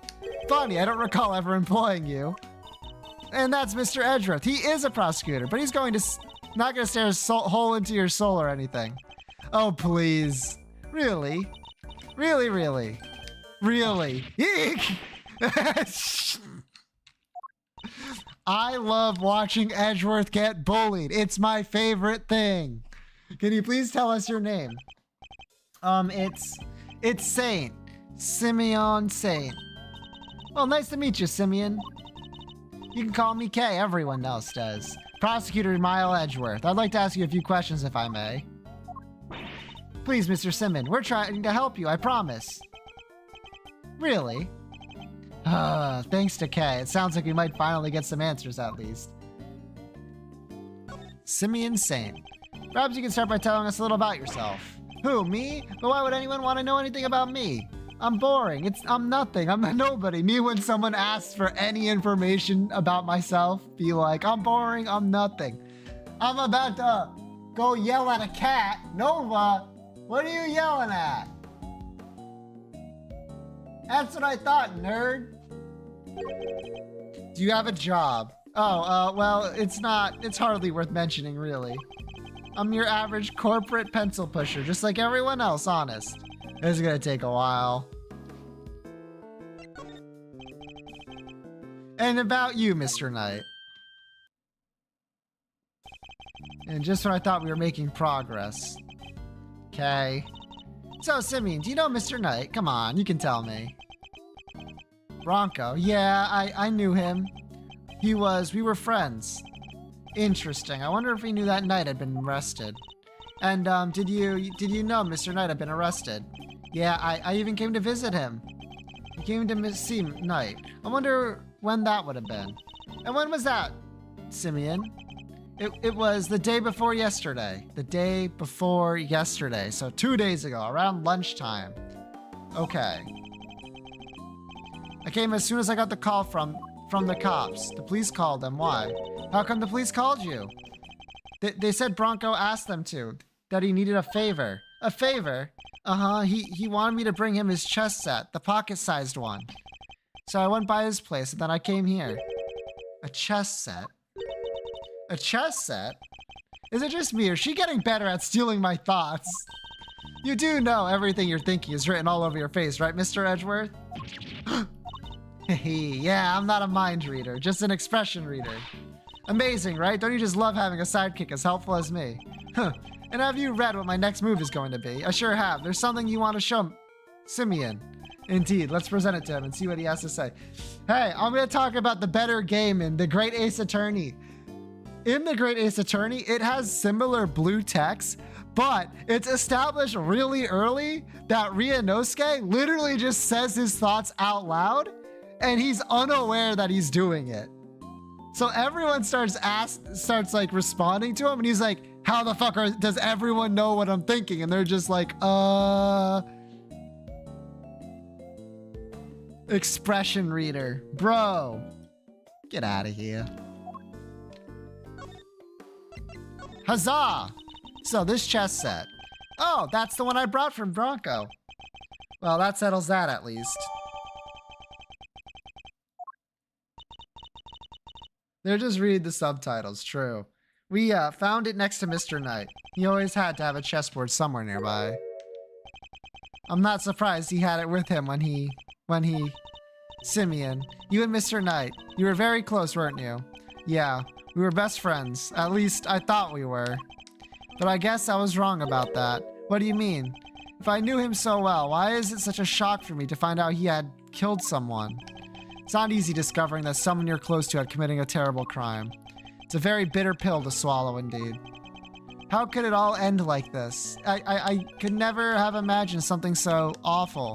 Sniffle.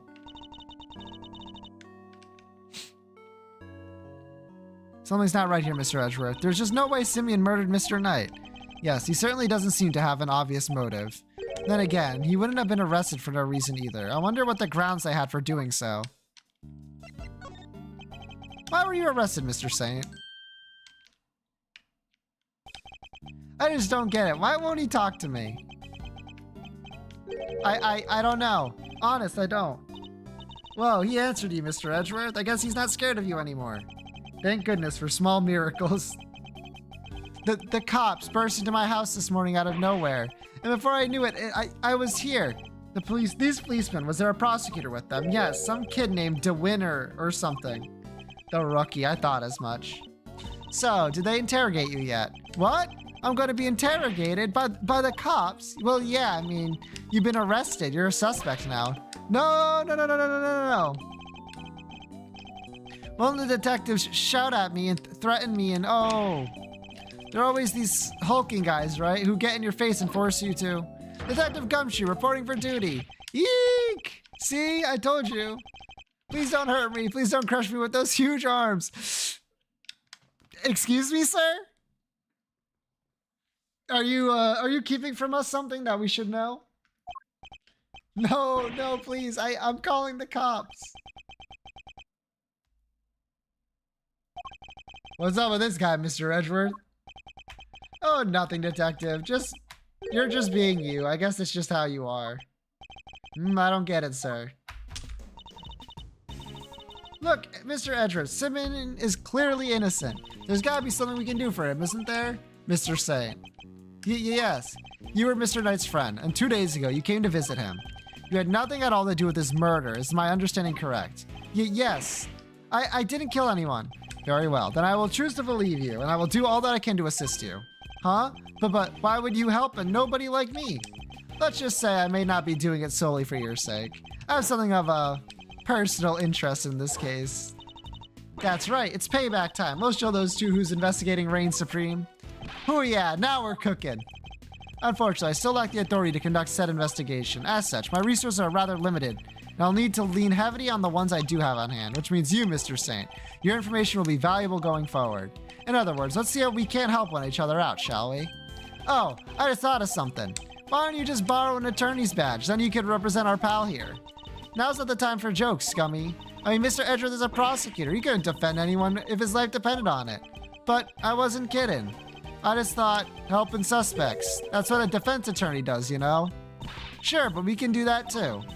The only thing that matters is that we find the real culprit in the end. So come on, let's get to work. Yes, ma'am. I'm sure you know already, but just to be clear, if our investigation ultimately proves you to be the culprit, we'll have no choice but to treat you like any other suspect. Eek! But you needn't worry. Just go borrow Nick's badge again. True. I believe you, or at least I've decided to try for now. Just hold tight and try to believe in us in return, if nothing else. It might help you feel a little less alone. Now, if you'll excuse me.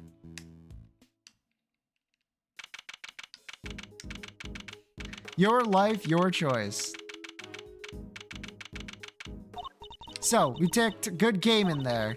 We can't even get back inside in the main prison to the scene of the crime. Maybe defending the guy in court is our best bet after all. Gummy. Can't defend for his life, remember? Well, who do we have here? If it isn't Edgeworth in the gang, what are you cats doing here? Nova's not here. At least I don't think so. Yeah, Nova's like somewhere else. Listen, Bob, if you come to harass Mr. Edgeworth again, I'll... Hey, easy there, Detective Flatfoot Schlomes. No, Schlomes is in the other game. I'm here to work. Work? What? You're here to defend someone? Whoa, the K-Meister nails it in one. Aren't you just the uber intelligence of the bunch? Uber intelligence. That's not how you use either of those words, Fender. Some may see it as I'm an easygoing rogue about town, but I'm actually not a half-bad attorney. Which is why I've been summoned to do the old jailer-rooney for a meeting with a new client.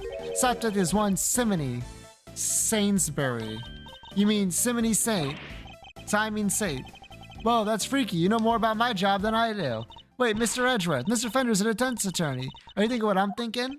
I fear I might be. In fact, it could be our only option. And not so long ago, I found myself... No, Edgeworth. You're not allowed to say those words. You motherfucker. If this turns into a fucking flashback... Let's go. Wait, what the fuck? Nightbot.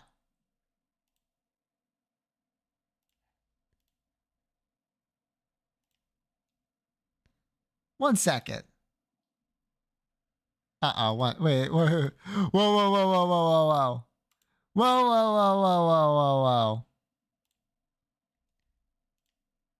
I almost made an absolutely horrible mistake.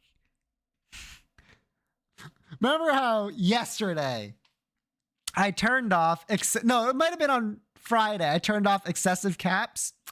Turns out that was not on my channel, that was on NL's channel. Oh boy, that could have been bad. Oh, ooh. All right. Excessive caps are now disabled. Properly on my channel this time.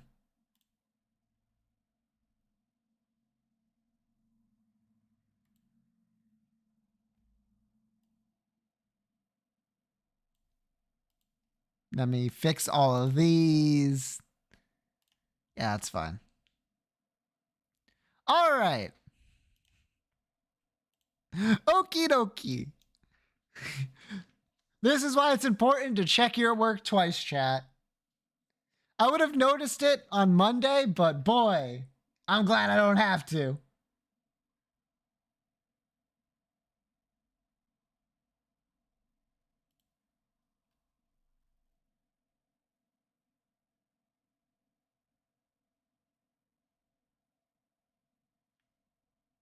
You left the Discord server.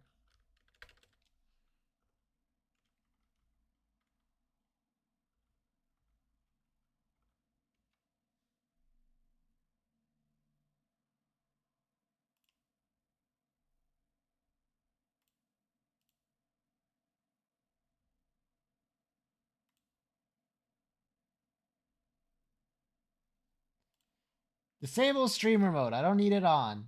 More. 1 second. I'm doing some sleuthing here.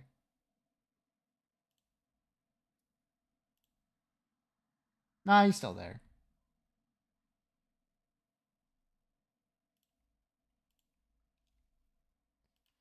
From user.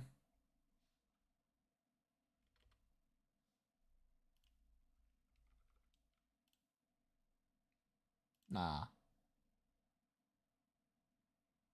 I can go like this. Members. Yep, nope. They're right there. Sad. Unfortunate. That's fine. All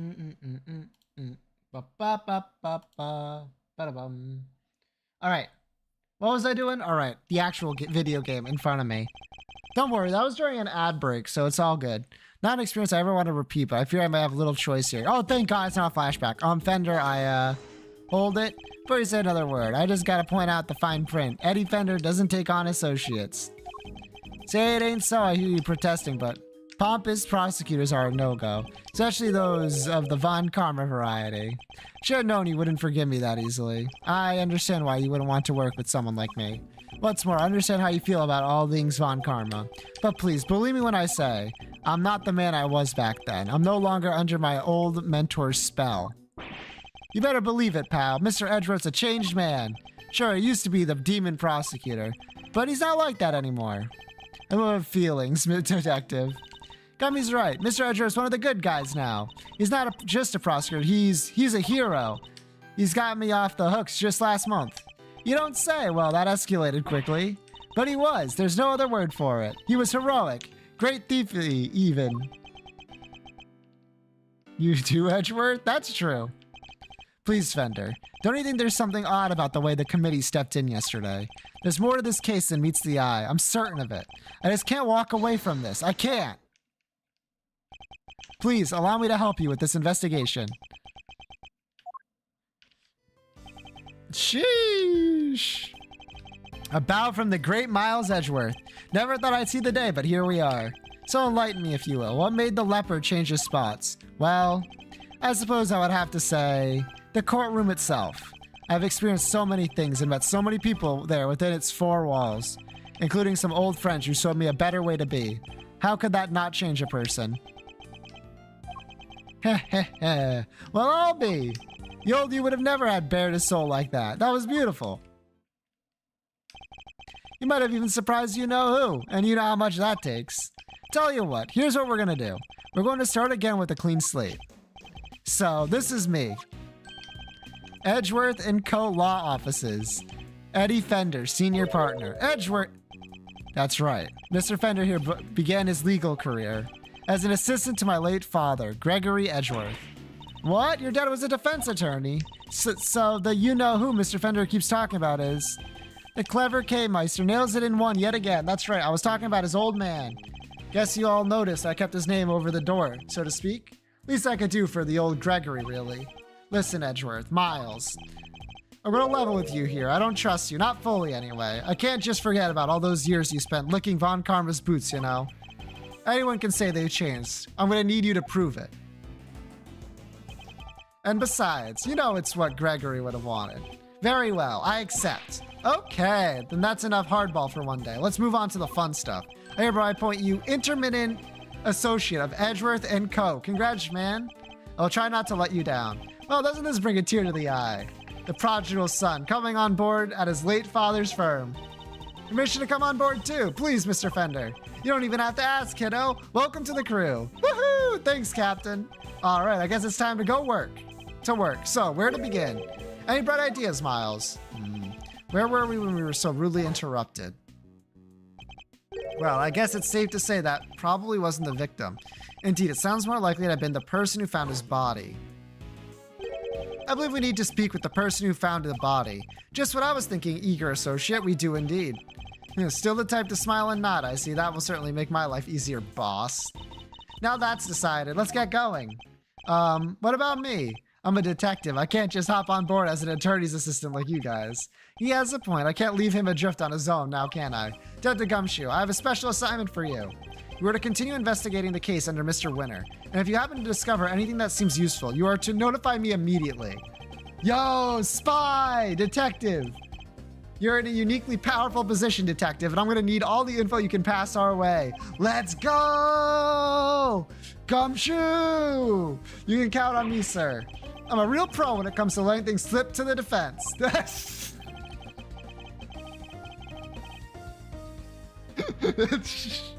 This motherfucker. He's right. Trust me, I know. But just this once, those loop slips might be what saves our ship. Task failed successfully. Throw wide the prison gates, good sirs, because here we come.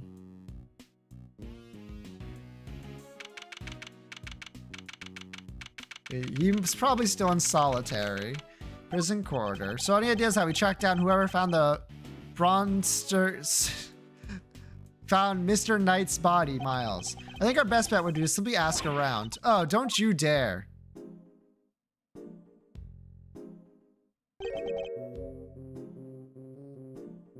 Let me guess, the fox is actually alive, and also that coat is like way too heavy.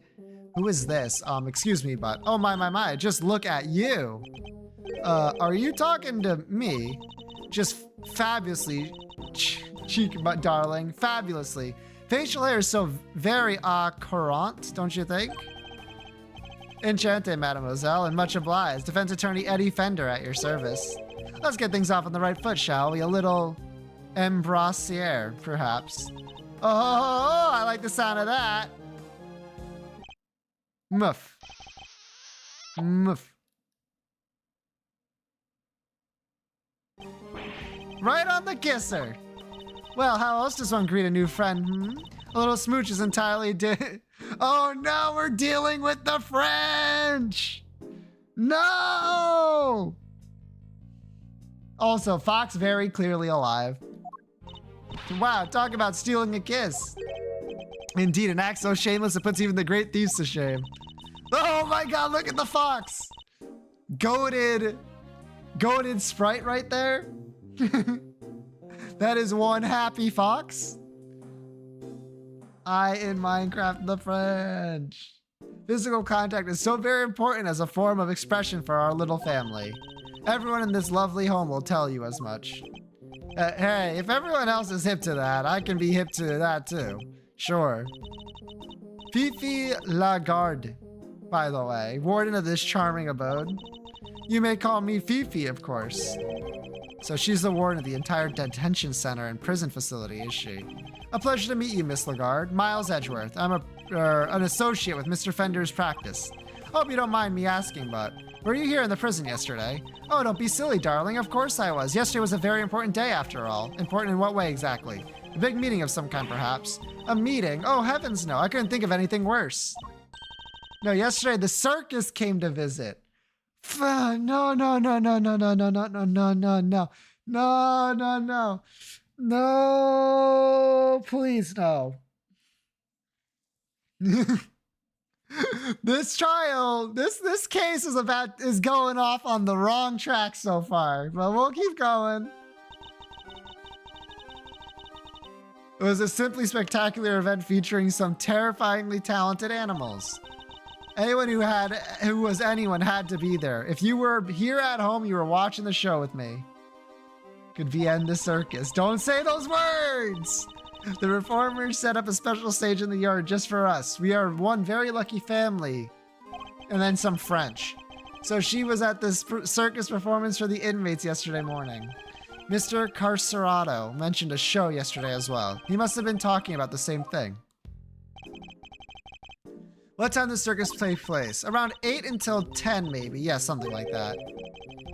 Meaning it finished right about when the body was discovered. And by dint of having attended the show, she has a reasonably solid alibi. Oh, would you look at the time? Sorry, darlings, but I really must dash. Feel free to explore our home, mi casa, su casa, and all that. Ciao. That's Spanish.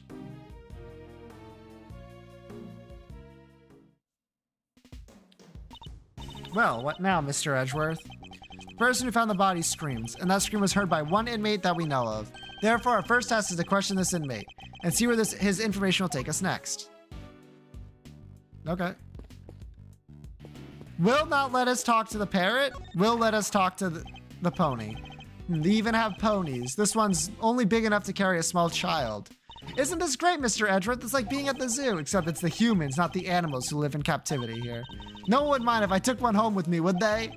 If by home you mean behind bars, then no, I suppose not. Chow is Italian? Chow can eat my ass. Right on the kisser. She seems to have given you quite a shock. And why is that? I thought you were a man of the world. Well, yeah. I'm all for saying hi with the hug, but going straight for the kiss? Cool your boots, am I right? Woo me a little before puckering up, that's all I ask. Well, I never would have pegged you as the shy type. That's not the issue here, I think, Kay. Listen, Miles, I mean to ask, does that frown of yours turn upside down? An assistant with a permanent scowl on his face is bad for business, you know. I don't see any reasons to why an associate attorney needs to smile. And that's how I know you've never worked in a private practice. It's all about building trust, man. You've got to create rapport with your clients. A smile here, a wink there, a hug to break the ice, and a card to show you're legit. Otherwise, they'll never open up. Yes, well, to each their own, Fender. Edgeworth & Co. I'll give it to you straight. Running the biz was tough going at first. I mean, Gregory Edgeworth, man, those were some pretty big shoes to fill. I see. And what kind of cases does the firm take on? Might be better asking what we don't. We do murders, parking fines, the whole 9 yards. Our basic principle is everyone deserves a defense. So you've never refused a request. Well, let's just say I have certain preferences in the clients I work with. But then you just say that everyone deserves a defense. I'm just messing with you, little sis. Of course we treat all our clients the same. I mean, Gregory's name is still above the door. I've got to live up to his ideals, you know? That means I'm always doing my best for everyone. Gets a parking fine to a merchant charge, true. Edgeworth & Co. The firm my father built, huh? About the person who found the body, do you happen to know where he is right now? Should be one of the workshops, I guess. Usually it is at this hour. Cat. Then it seems the workshops are our next port of call. Pig. It's a mini pig, I believe. Though not for eating, I hope. Isn't this great, Mr. Edge? It's like being at the zoo.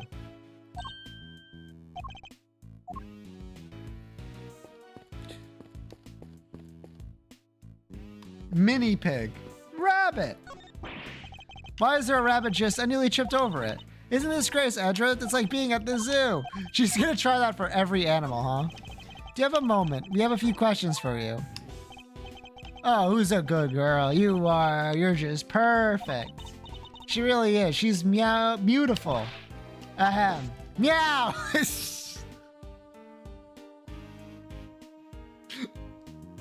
So-called free thinkers when cat meow. So true. Even the guard is susceptible to it. You finally noticed me, I think. I was just wondering. What's her name? It's Waggy, madam. She's my little friend. Yes, right. As you were then. What I need are answers, not clawful puns. Dumb monkey. Hello, anyone in there? Nice try, kiddo, but this ain't a bathroom stall. Yo, you there. Can you help us out, my good man? Yes, sir. What can I do for you? Is someone using this workshop right now? Yes, sir. One of the prisoners is in there. Just confirmed it myself during the noontime roll call. I'd like to speak with this prisoner if that's all right. Sure, I'll go fetch him right now. Won't take a second.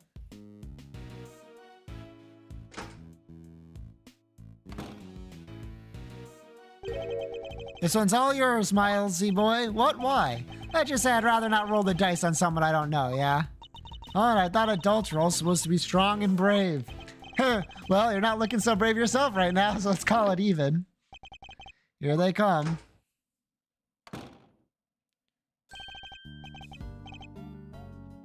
This is the motherfucker from the first game.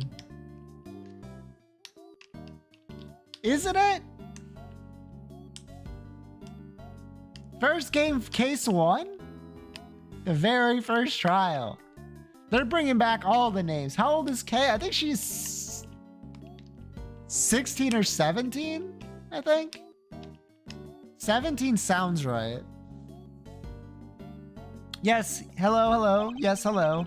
Or you wish to speak with me? Not exactly the hardened criminal we were expecting, is he?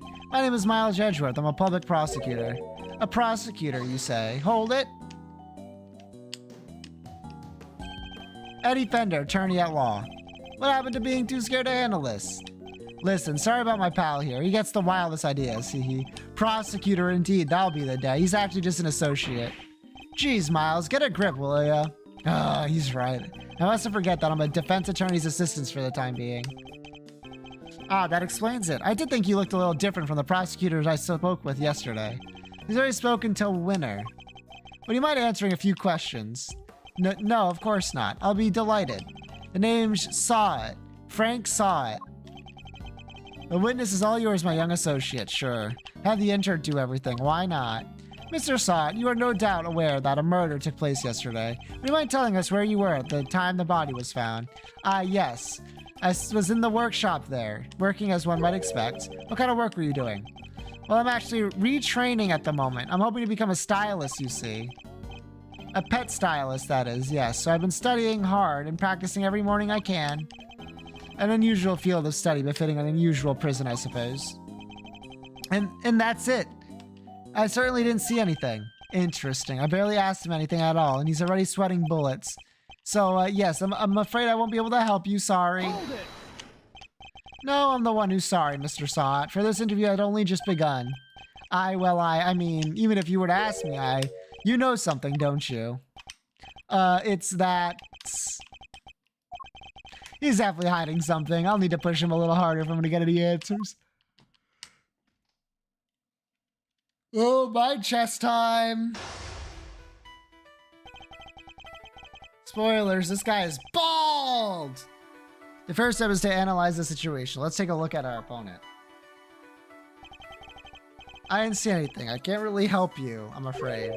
Something tells me he'd be a good poker player. It's hard to tell much from his face. I don't think he'd be giving me much in the way of physical clues either. I have to rely solely on his words instead. That's the only way I'll know what's going on underneath. Alright, time to make my first move. Let's see who we're dealing with here. Maybe good at hiding his emotions, but everyone has a tell. Yeah, his is that he starts sweating profusely. Tell me, what's your connection to this incident?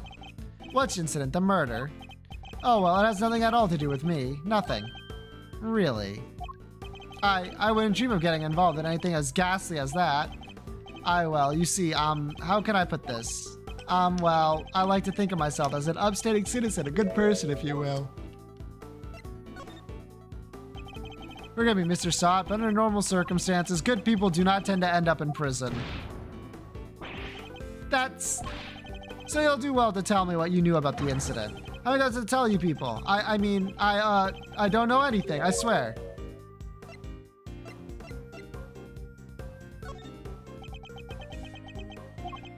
Sorry, I don't know what more to say, but I can't help you. My apologies, Mr. Sot. But considering that the incident occurred right here in the prison, I find it very hard to believe that you know nothing at all. Oh, well, yes, I suppose I can see how it might seem unlikely, but it's true. If you're looking at the person who found the body, you'll have to look elsewhere.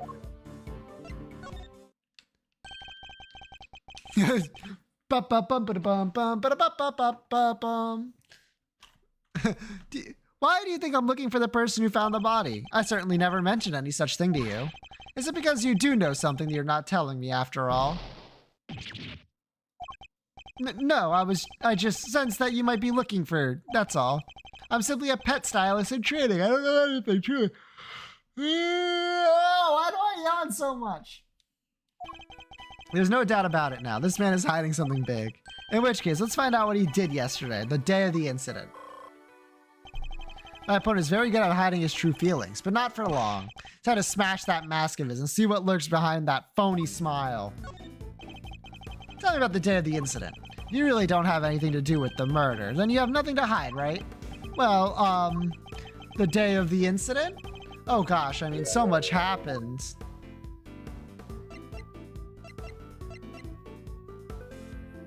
What were you doing? I want to know what you were doing, Mr. Sot, in detail. I told you, I'm a pet stylist in training. That's what I was doing yesterday, training. Specifically, I was giving the animals a trim. You didn't notice any commotion at the time of the incident. I imagine things would suddenly turn tumultuous around here. Well, commotion, you say? Not really. Maybe I heard someone, but...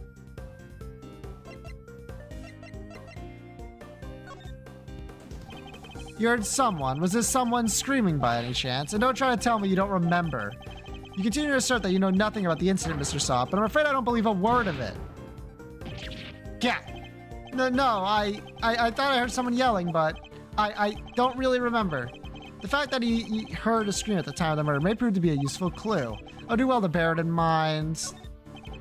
Tell me about the day of the incident, if you really don't have anything to say. The day of the incident. How were things in prison? How was it like here in prison yesterday morning? I don't remember. I don't have the best memory, I'm afraid. Time to deploy my clue. You said you heard a scream. You don't remember, please. You literally just confirmed that you heard a scream. Oh, but I might have been mistaken. The truth is, I don't really remember. Your memory fails you yet again. How convenient. But you know, I know you're lying, Mr. Sot. How dare you talk to me like, I mean, I'm not lying.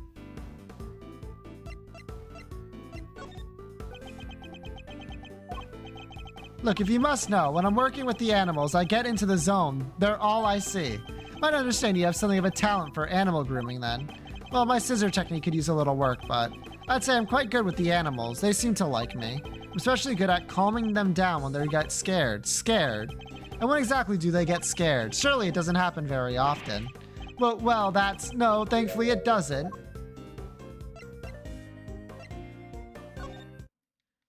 Get owned! A loud scream would certainly frighten the animals, wouldn't it? Why are you going to such lengths to deny of having heard the scream? What is it you're hiding, Mr. Sot? Tell me! Yeah. I can assure you, I'm not hiding anything. I'll admit I did hear somebody scream. But I'm not hiding anything, I promise. Final mass is beginning to crack. Now to shatter it completely by asking the scream itself in more detail. I'm afraid you're about to learn a painful lesson, Mr. Sot. That hiding things from me never ends well for my opponent. When did you hear the scream? Oh, wait, now I remember. I forgot about the show. They put on a show for us prisoners around the time of the incident, you see. Yes, performing animals, if I remember rightly. That's where I was in the morning. So now you wish to claim you didn't hear a scream because you were at the show. You do realize that goes completely against everything you've told me so far. And what are you gonna do about it, huh? That is, my memory is patchy, as they say.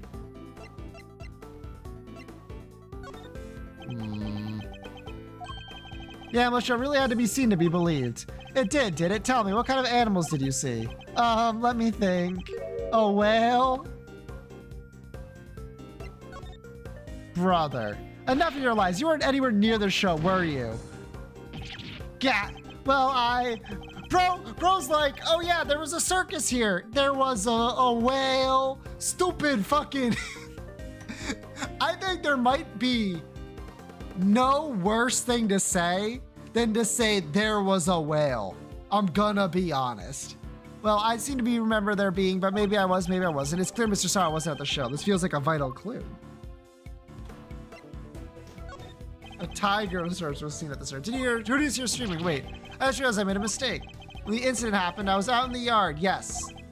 So I didn't hear anyone screaming. No one at all. Time to deploy my clue. How long are you planning to keep up these lies? I already know you weren't at the show. Yeah. The game's up, Mr. Saw. It's high time you told me the truth.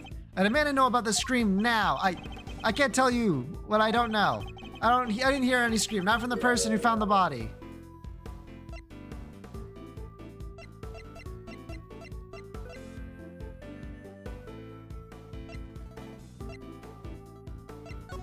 I'm gonna bide my time. You don't have anything to ask me. I need to be going. Ah, oh, come on. Boo!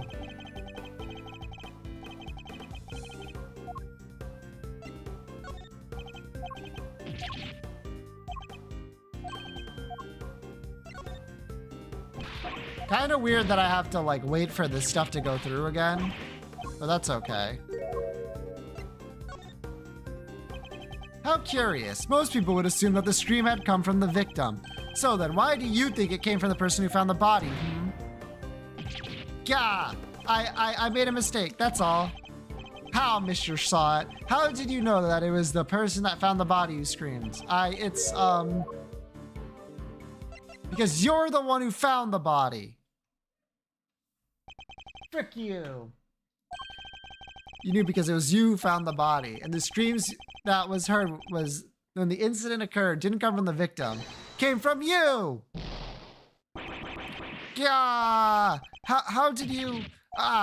it's true, I admit it, but what gives you the right to treat people like this? Checkmate. Oh my god, right, I forgot. He's a real piece of shit. Checkmate. Now that we've established that you were the one who found the body, Mr. Shot, I believe you have lost any standing you might have had to withhold your cooperation. Alright, you win. But I'm sure I won't have anything useful to tell you. It's probably...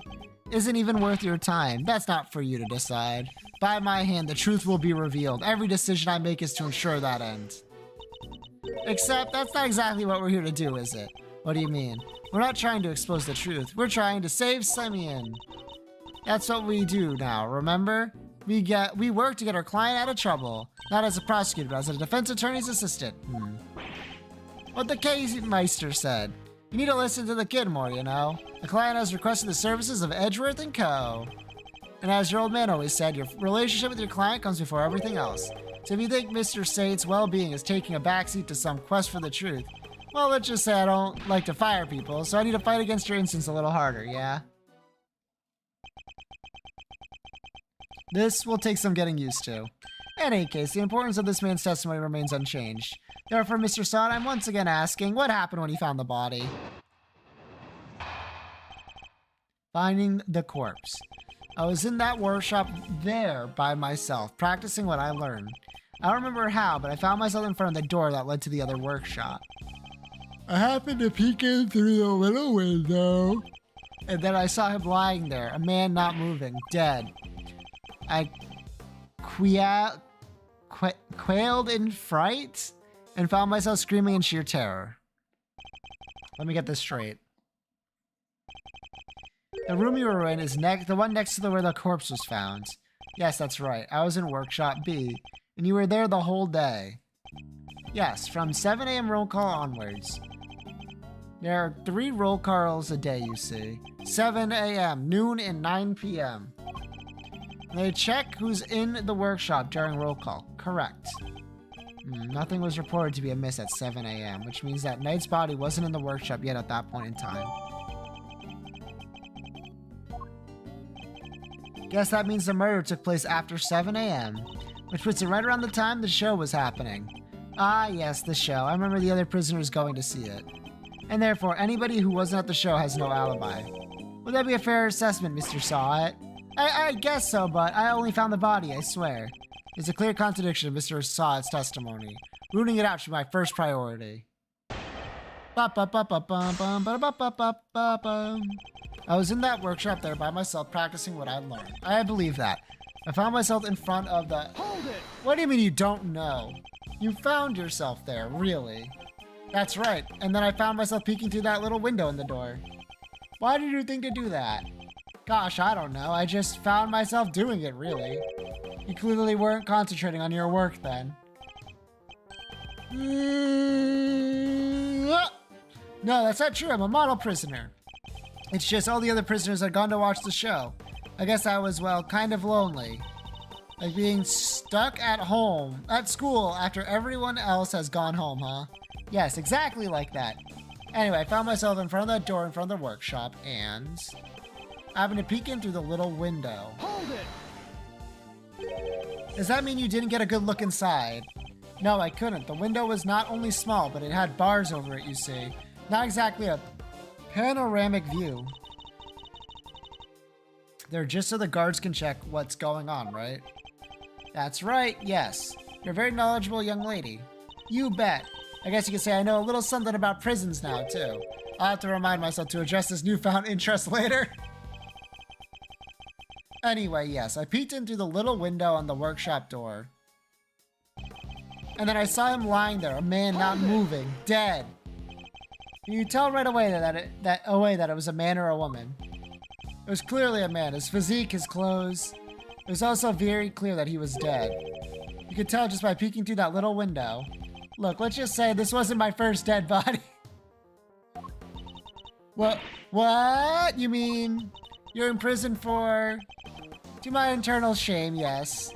This was, however, the first time I had seen another person's handiwork up close, so... Yeah. Hold it! Do you recall how exactly you screamed? Any words that might have been used? No, I only remember that I screamed. Folks don't tend to remember much when they're busy crying out in terror miles. Exactly, so yes, I screamed, that's all I remember. Presents himself as an innocent bystander, but nothing could be further from the truth. Given what he is, things could have happened as he claimed. The contradiction in his testimony is clear as day. I just need to present the evidence that proves it.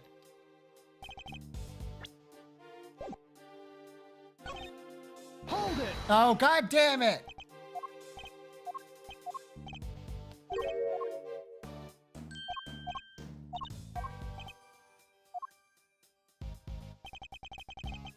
I need to see what exactly. Building layout, chess set.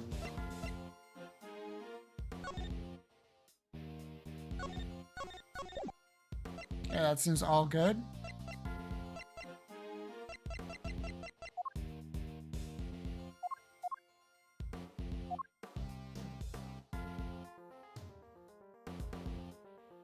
I think I might play the entire Ace Attorney series in the future. Uh-huh.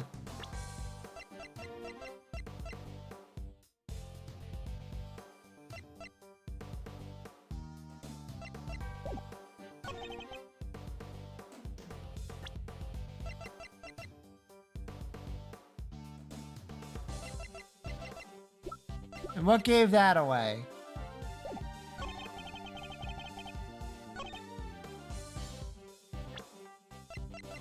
Objection! Shit, that wasn't it.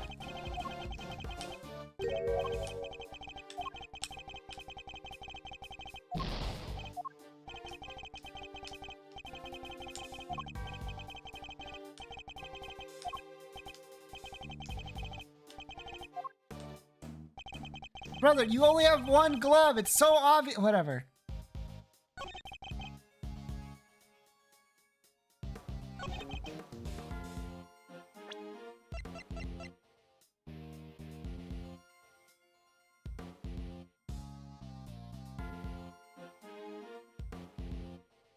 Action! Okay, thank you. You should do that. Most of the Ace Attorney games are like Baller. So, you know, you got that going for you. Now, there are definitely some stinkers as well, but most of them are great. Some of them are so great it's in the title. Think about that.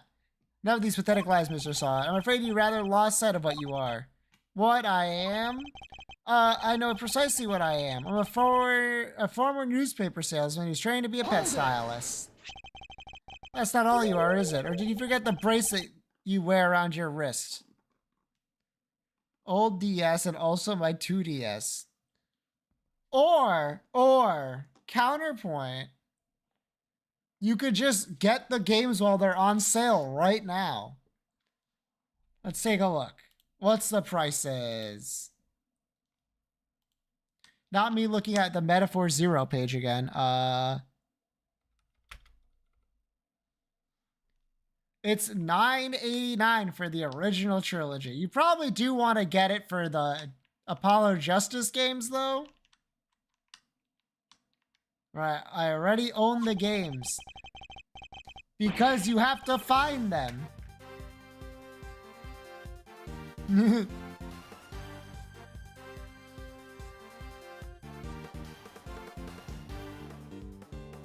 Save yourself the trouble. Although I would definitely get your 2DS for the Apollo games. It's probably not worth 40 bucks to play all those.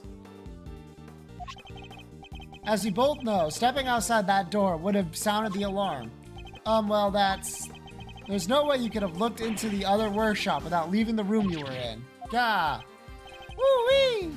Stylishly done, Edgero. That doesn't mean that Saw couldn't have found the body then. Good question, Kay. Perhaps Mr. Saw himself can explain. So actually, I may have forgotten to mention one very important detail. Sorry about that. I can explain exactly how I was able to see the body if you like. By all means, go ahead.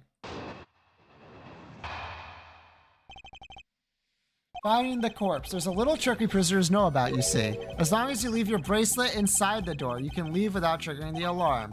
That's how I was able to peek through the window and into the workshop next door. Inside, I spotted the victim's dead body, which made me scream in fright. He was able to take a look next door because he had kept his arm inside the bee as he leaned out. Not the guards, please.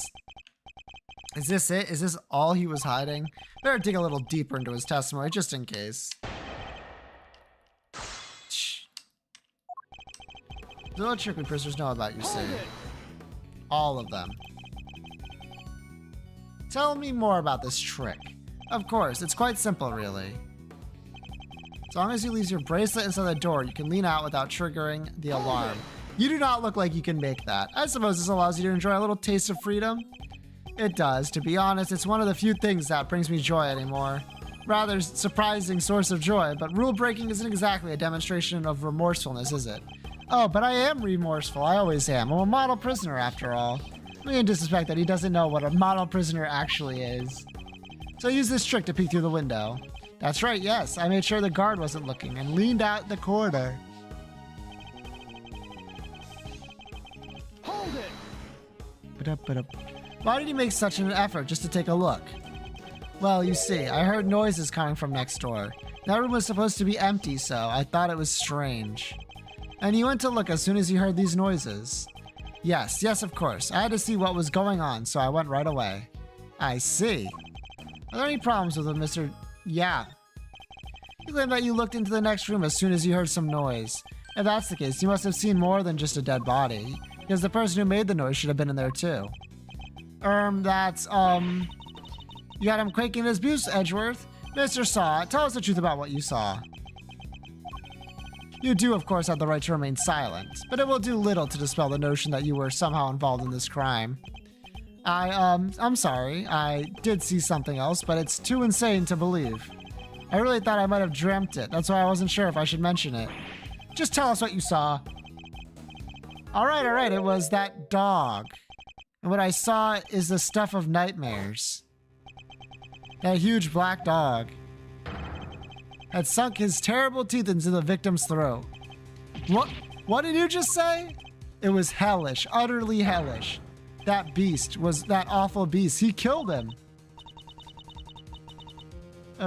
Suddenly I don't feel so good. Jeepers creepers. That's awful. Talk about traumatizing. It was dreadful, horrible. Now you know why I couldn't help but scream. So there's a man-eating dog in the prison's animal population, is there?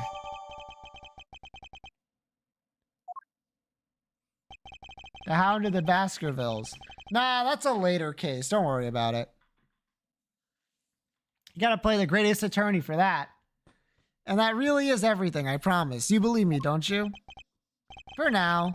This one seems too far-fetched to lie, even for you. I'd like you to append what you just said to your testimony, if you don't mind. Very well. Which made me scream in fright. I also saw that black dot, his mouth clamped tighter around the man's throat. You're sure this black dot was biting the victim's throat? Yes. There was blood everywhere. The mouthpiece was dripping with it, and... Whoa, whoa, whoa. Spare us the gory details, will you? What about the victim? Was he... Eek. Don't say it, don't say it. Do you really need to ask him that, Mr. Edgeworth? Okay, okay. What was that punch for? I'm on your side here. He wasn't moving at all. He was just lying there. Meaning he was already dead. There's so much blood just oozing from his neck. Oh, he was dead as a doornail. I'm sure of that. He never twitched a finger, just lifeless. Eek, enough already. Why do I have to keep going into every little detail like that? To give you a nice and accurate testimony. That is what you want, isn't it? Try out what I said to my testimony, Mr. Edgeworth. Please do. It was awful, I tell you. Terrible. The doornail, I'm sure of it. Not even the twitch of a finger, just lifeless. You paint a very vivid picture. Well, I had a front row seat, I suppose. I could almost feel the agony of the poor man's final moments. I don't think I'm going to be getting any sleep tonight, Mr. Edgeworth. You won't? Well, that's unfortunate. Yeah, and it's all your fault for pressing him for more gory details. I'll be having nightmares tonight myself. It's all still fresh in my memory.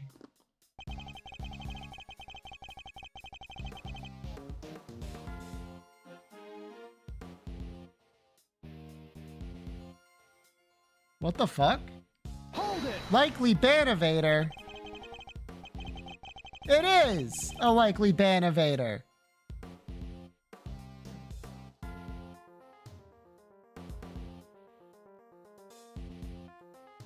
What the fuck? Get the hell out of here. You don't see it because it gets restricted. Well, I'm supposed to go door to door selling newspaper subscriptions, you see. I had to take people in a glance, their appearance, their moods, that sort of thing. Figuring out who exactly you're dealing with is the first step in any sale. Except in this case, you were figuring out a corpse. What can I say? Force of habit. Well, that served me very well in my sales career, if I do say so myself. Even so, you seem to have remembered things to an uncanny level of detail. I suppose, nevertheless, it's true. I remember the ring, the relief, all of it. Is what he's saying even plausible, though? Perhaps I should take another look at the conditions of the victim's body as we found it. I know what I saw, Mr. Edgeworth. My eyes don't lie. Plausible explanation, I have to say. I love evading bans. I'd be careful with what you say, male protagonist. Next, you're gonna say that you're 12 and get your account banned permanently. Otherwise, what's the point of having an animal therapy program? I should probably ask Mr. Switch a little more about this dog.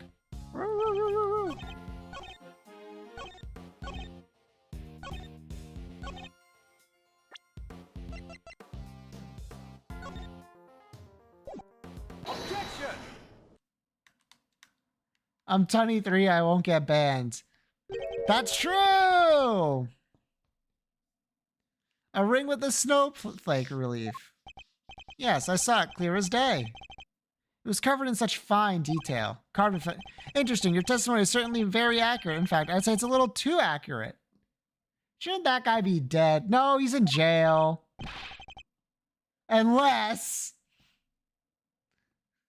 Ninja Sniper, do you know something we don't? Monka Giga? Execute him already? That is not my, currently I am a defense attorney associate. I do not have the rights to execute him. I mean this, you testified to having seen a ring with a snowflake design on it. And while the victim did indeed have a ring on his finger. See exactly what I said. There was no way you could have seen it. Take a look at this photograph. Take a look at his photograph. As you can see, the victim's right hand was covered by a tarp. It would have been impossible for you to see his ring. All this game did was kill Larry's girlfriend in the first game. It would have been impossible for you to see his ring, let alone what design was on it. Unless, that is, you approach the body and remove the sheet. You told us earlier you only took a look through the window in the door. Yeah, you seem to have seen quite a lot from such a disadvantaged location, Mr. Saw It. Just a casual murder. Who the heck do you think you are, huh? Mr. Big Shot acting like you know it all? Who hasn't done one? Well, he certainly has. I mean, I saw what I saw, I swear. Oh, I know, that man's arm. It must have moved under the tarp after I peeked in. Nonsense. You already told us that you cannot be in the case. He wasn't moving at all. He was just lying there. Meaning you would have been already dead. You said it yourself, that the victim was already dead, and the dead men don't move, do they? Woo-wee! Is that the stench of de desperation I smell? What are you hiding, Mr. Saw? Tell us. Yeah, no, you're wrong. I know what I saw. Bald. You couldn't let it go, could you? You had to keep poking and prodding. You slimy two-bit associate attorney! It seems the real Mr. Saw It has finally revealed himself. Whoa, that's quite the rug he was rocking. Came straight at you like some kind of flying black cat. Look, I'm just a sweet innocent witness here. But are you really? Because I must say, I have doubts. Very serious doubts. What's that supposed to mean? Holy shit! Another Banovator! Get the fuck out of here! You saw something that should have been impossible to see from outside the workshop. So, how did you do it? That simple. Mr. Saw, this is where you were standing when you saw the body. Take that! How could you have seen it from there, Mr. Edgeworth? Wait, are you saying that Mr. Saw has special ESP powers? Oh, you mean like... Not where he claimed to have seen it, but where he was actually. Take that! You were in the same room as the body. That's the only way you could have seen the relief on the ring. Ha! Ha ha! Say what you want, but you don't have a shred of evidence, do you? Nothing to prove I was in the room with the body anyway. You can't prove it, can you? Because I was in the next room over, minding my own business and looking after the animals. Why else would I have signed out on a piece of rubber gloves for fun? Now put up or shut up. I want to see evidence that proves I was in the room with the body. Take that! Fuck you. Remind me, Mr. Saw It, what were you doing when you discovered the body? How many times I was practicing my pet styling techniques. Of course, and perhaps these rubber gloves might even mean something to you. Ah, that's... This glove was found by the victim's body. I believe it was dropped by the killer. And I can't help but notice that you have a similar glove tucked into your apron. No, this one's different. Yes, that one does seem awfully lonely, doesn't it? Hold it. It's just a rubber glove. There are hundreds of them all over the prison. That doesn't prove anything. Not yet, perhaps, but if we were to ask the police to check the glove for prints, I have a feeling the results would be rather fascinating.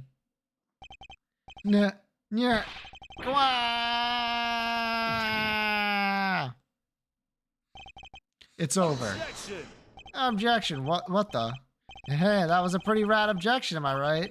Please, Fender, now is not the time for tomfoolery. But I have a legit objection, because this isn't over. There's something that still doesn't make sense. Our man here is a prisoner, right? And he's got one of those bracelets doohickey on. That's true. How could he have left this workshop in the first place? This place would have triggered the alarm if he tried. Right. You don't have a good explanation for that yet. Well, anything you'd like to share, good buddy? We're all friends here. The cross-examination in the first case. True. That's weird. He should be clinging onto that bracelet like the big round lifesaver it is. In what way? As in, it's the best hope our wicked flingin' friend here has for getting off the hook for murder. Sorry, can't get into the crime scene with a bracelet on.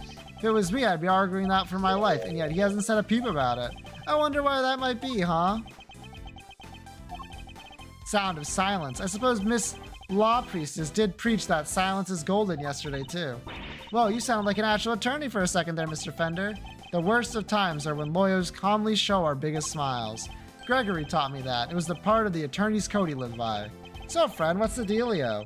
Why so coy about your bracelet? Well, to tell you the truth, it's broken. Broken. I fell over a little while back, you see, hit it on the floor. After that, I didn't seem to set the sensors off anymore. Should have told the guards about it, I know, but, well, it was awfully convenient. I see, so your bracelet is broken. But do they really break that easily? And if so, then this prison has serious security problems. You there, can we have a moment? Oh, aren't you just the cutest? Ahem! Meow, how can I help you, sir? This guy. This prisoner's bracelet appears to be broken. What? Really? That's not good. I'll get someone to replace it right away. Thank you. We'll keep hold of the broken one for the time being. Mighty cats, meow. True. This is what Guha looks like when he's working at the hospital as a nurse. I don't fucking know, man. Like, he's the only one I know in that group that has like a real job, all right? What was I supposed to say? Guha's a cat? Did I say Guha? I meant Ghost Mop.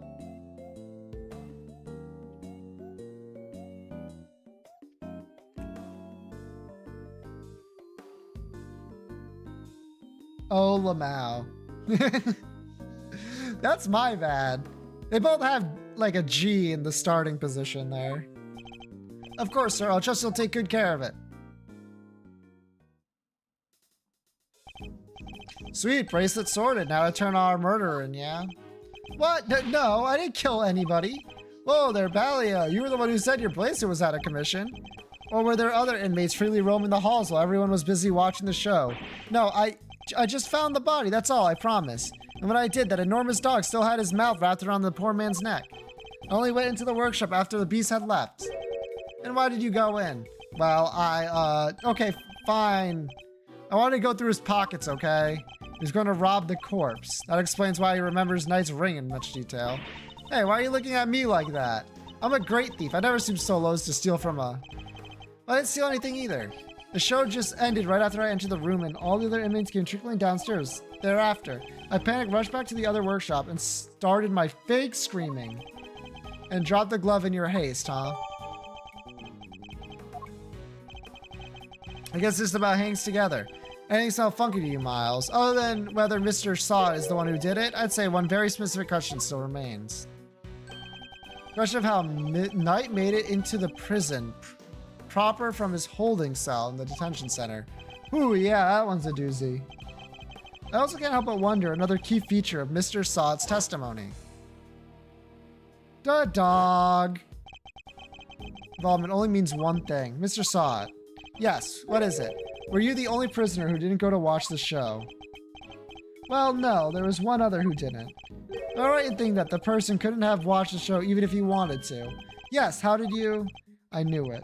I had my suspicion when we first ran into that black dog yesterday, but this confirms it.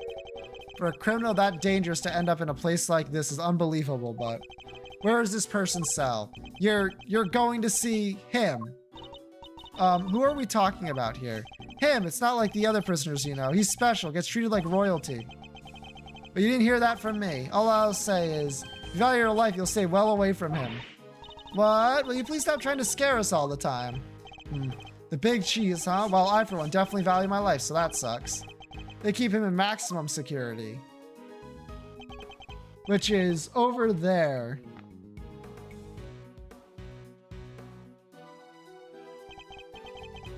Maximum security. Well, there's certainly one way of treating someone differently. Alright, quit being so mysterious and tell us who he is already. Let's just say he's highly skilled when it comes to people's lives. Better than anyone, in fact. And that's all I'm prepared to say on the subject. In fact, I may have already said too much. Well, Milesy, anything you care to share, or are you going to leave Kay and I in the dark here too? The mystery man in maximum security is an old acquaintance. Let's go pay him a visit. I suspect we'll find our dark canine friend there too. Monkey. Look, Mr. Edgerton, it's a monkey mountain. Not something I expect to see in a prison, I must say. Doesn't it look like fun? Not in the least. And while we're on the subject, you are not under any circumstances to climb on that structure. Do I make myself clear? But I have to show that monkey who's boss. Please, Kay, you really don't.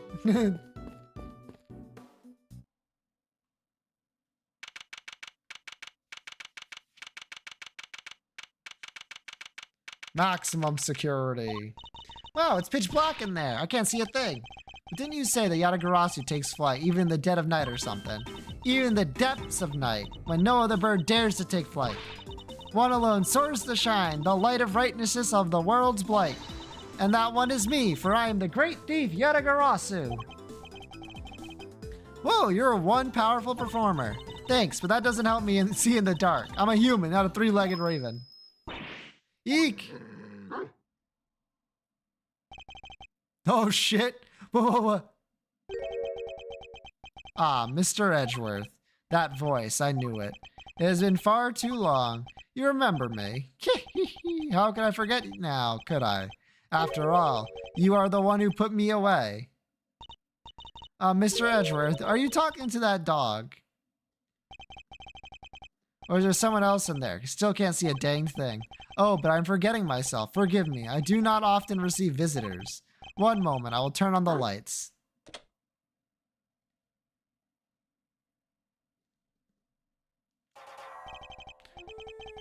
BO55.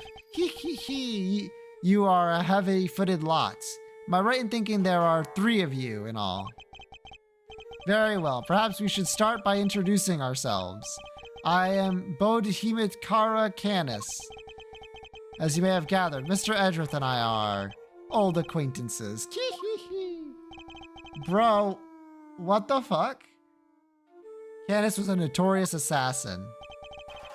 Some knew him as the Blind Butcher. His only weapons were a vicious hunting hound and a fearsomely sharp knife. His appearance was always announced by the sound of bells, the last sound his victims would ever hear.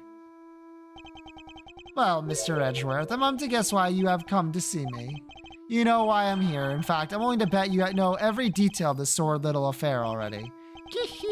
That I suppose we have nothing to hide from one another.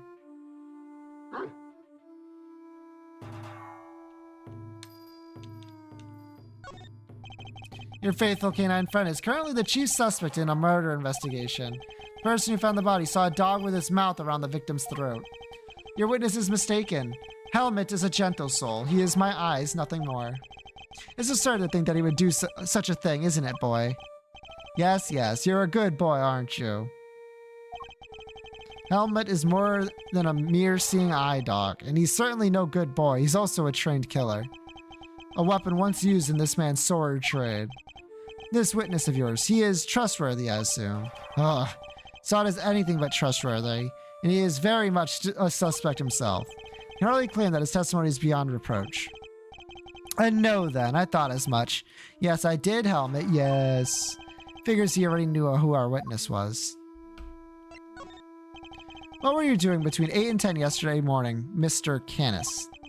During the show, you mean? Hee. I was here, ensconced in these humble surroundings. Bro, it's gold. Bro, he has chisels.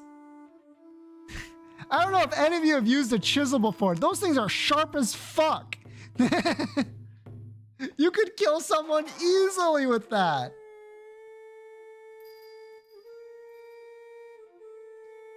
I was here, ensconced in these humble surroundings. I have developed a passion for wood carving, you see. An obsession, even. I was engrossed in it all morning.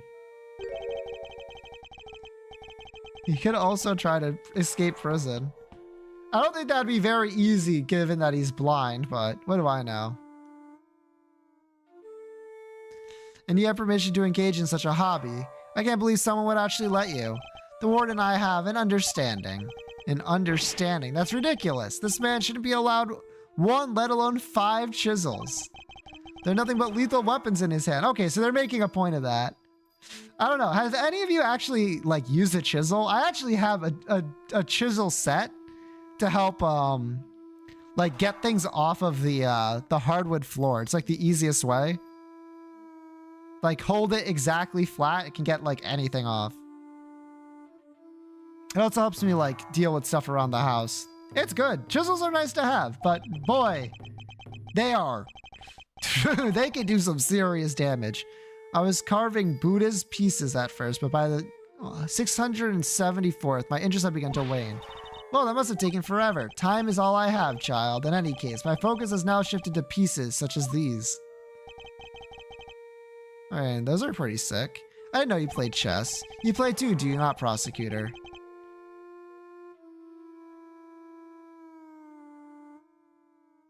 This board is strange. What piece is the Cerberus? Is it the queen?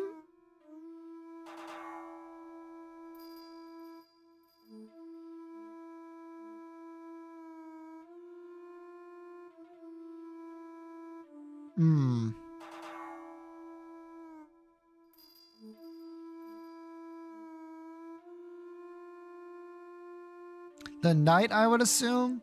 It might be the knight. Knight take rook. Whose turn do you think it is? Knight take rook. Their play would be... God, there's not really a great one. Pawn in front of the king forward, maybe?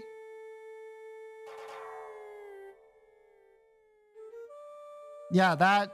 Or maybe like an attempt to move the knight would work. With the rook? I don't know. It's not a great position, I think.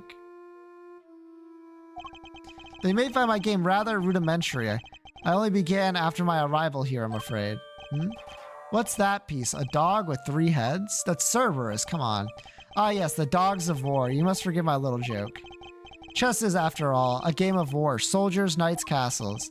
All doing their utmost to protect the king. All loyal to the last. I always thought it strange that such a game has no place for a dog. After all, what more loyal weapon could any army call upon? Still, it's simply a piece I made for fun. Fear not, I play by the regular rules, and with the regular pieces. I can't imagine it's easy finding opponents to play here in prison, though. Oh, I have my correspondence. Correspondence chess, then. Sharing moves by the post. Yes, even prisoners are allowed to send and receive letters. Their contents are inspected, of course.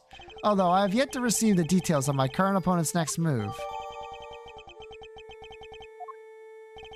Sounds like this current opponent isn't a resident here. The victim. I suppose you know about the identity of the deceased, Mr. Canis. His name was Bronco Knight, was it not? Poor, unfortunate soul. You keep your ear to the ground. My ears are all I have, Mr. Edgeworth. Why am I not surprised that he's plugged into the prison's information network? But perhaps he was not so unfortunate after all. What do you mean? Mr. Knight's crime was a grave one, a crime for which he would have been made to pay dearly anyway. The attempted assassination of a president. That is no small matter. Attempted assassination? Wait, Mr. Edgeworth, didn't Mr. Knight... Yes, we proved that he murdered his team leader, that there was no attempt on the president's life. Could it be... Are they attempting to cover up President Wang's fake assassination scheme? Whoa there, cowboy. You're saying the Bronster didn't actually have a pop at the Prez? I was hard to defend him on the charge of attempted murder. You mean you don't know what really happened? So what? They just blamed the whole assassination thing on Mr. Knight? Oh, whoops. I was so shocked I dropped something. It would explain why the committee was so keen to get involved. Of course, they took you off the case to try and keep you away, and swapped in that Wiener kid to push through an attempted murder charge. In other words, they're trying to cover up the truth. So they really were trying to frame him. According to the guards, this Knight, was it? They tell me he was violently insistent that he had attempted no assassination, which would have come out anyway when the case went to trial. I'm no expert in legal matters, but allow me to say this one thing. I know for certain that he would not have been the first inmate imprisoned on false pretenses. Ugh. An uncomfortable fact, but a fact nonetheless. Yes, Helmet, yes it is, yes. Good dog. The courtroom has not always been the bastion of truth, for you believe it to be, Mr. Edgeworth. No bastion of truth, huh? I've heard something to that effect before. Yes, from a certain Interpol agent who doesn't have much faith in prosecutors. Ling! Now that's a character. You're not twisting the truth behind those closed courtroom doors too, are ya? Fueled by the kind of thinking. Is it any wonder that courts produce nothing but falsities and lies? Sorry, but the truth doesn't need the likes of you to distort it today. I never was able to fully dispel his mistrust of prosecutors. Even Helmet understands, don't you, Helmet? Yes, you do. The truth's revealed in court in your deductions. It is dangerous to trust either implicitly. But I am not bitter. You are not the first to make me a subject of unfounded suspicion in recent days. In fact, I was visited by another prosecutor. Only yesterday, he was accompanied by a judge. He even dragged the warden along, her distaste for me lingering, unspoken in the air. Not those two again. Prosecutor Winner and Judge Gravel. They went over my cell with a fine-tooth comb, but they left empty-handed. They were looking for the murder weapon, I believe, to no avail. But I must take it personally. Rumor has it that they searched every cell in the prison, and still failed to find what they were looking for. I pray they weren't too disappointed.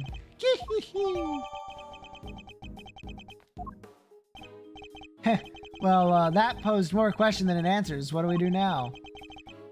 Solid testimony is flimsy at best. I need more proper evidence in order to take Canis on. Well, I think that's quite enough chit-chat for one day. Helmet will show you out. Good boy, Helmet. Go on now. He's not showing us out permanently, right? Look, let's get out of here. Come on. Until next time, Mr. Canis. It does pain me that our brief time must end, just as we were becoming reacquainted. I await your return, Mr. Edgeworth.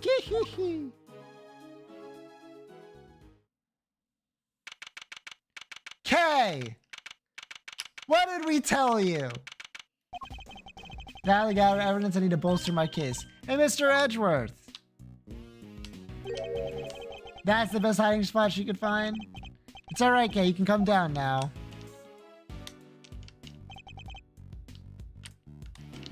Where's Fender? He ran off somewhere. I had no idea he could move that fast. Fender. Yawn, yawn, yawn. That's all I do. So what do we do now? I would get a yawn emote, but I'm gonna be honest, that's all you people would post. It's all I do. You and I will continue the investigation. I know just where to start. By solving that one particular mystery that's been dogging us this whole time. That's why it was found in one of the prison workshops, but he was presumably being detained in one of the detention center holding cells. Real and true. So how do you enter the other side of those heavy security doors? The holding cells, Mr. Knight's room, right? But what about Mr. Fender? I'm sure he'll find us when he's ready. Sure, he's kind of our boss, isn't he? Oh well. March 28th, 1:34 p.m. Detention Center corridor. Victim cell is just over there. Lead the way, Mr. Edgeworth. I've just about had it. Who's that? Lorden Lagarde. She must have come from the corridor marks no entry. He's still not talking, ma'am, even with the evidence you borrowed from the precinct. No, and I've tried so many times I've lost count. What am I supposed to do? I can't send in a blank report. I guess a killer for hire was always going to be a tough nut to crack. A killer for hire? Oh. I couldn't help overhearing, Warden Lagarde, but were you just talking about Canis? My, you were listening. How very gosh of you. A girl's privacy is her armor, you know. You normally conduct interrogations of the man himself. Oh, it's not just him, darling. I do try to have the occasional... fucking goddamn it, with everyone you see. That's what it means to be a member of the family in this little home of ours. There isn't a person who hasn't made the pilgrimage to my office at least once. Your office. How sweet. He's angling for an invite. Well, I suppose he is the hottest ticket in town. It's down this corridor here, darling, but FYI, don't let anyone wander in willy-nilly. Okay, let's see. That would put it right around here. It's a wonderful room, if I do say so myself, and all my guests rave about it. Who wouldn't want a view of my fabulous garden and the yard? Ooh la la. The yard, is it anything like the rest of the place? It's probably full of adorable animals, right? Can I see? Oh, darling, it's so sweet of you to take an interest, but I'm afraid that's just not possible. Why not? Because you're not a member of our home. If you want to see it that badly, you just have to get convicted for doing something unspeakable. That's a rather steep price to pay. Oh, but listen to me, chattering away like there's no tomorrow. Time for Allie's lunch break. The poor dear will be dying. Allie? The sweetest little deer in all the world. I know I shouldn't have favorites, but you know how it is. Now, to the yard with me. Ciao for now, darlings. I wanted to ask her more about Candace, but she seemed to dominate that conversation from start to finish. Sigh. Let's go investigate the victim's cell, shall we? This is the head guard, the warden, correct?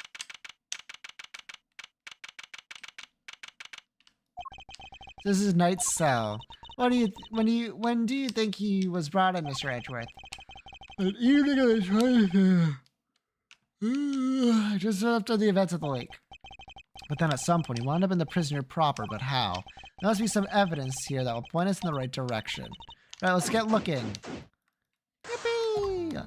A lumbercat is playing Blue Revolver. Wow, wow, wow. I must scour the scene and expect everything that catches my attention. Hey, look at that weird piece of paper. There's some sort of grid on it. Let's take a closer look. I've been playing it quite a bit. You sure have. Next move, bishop to g2. What next? Rook, no. Pawn to g6. Okay, this is the board. Rook, no. Pawn.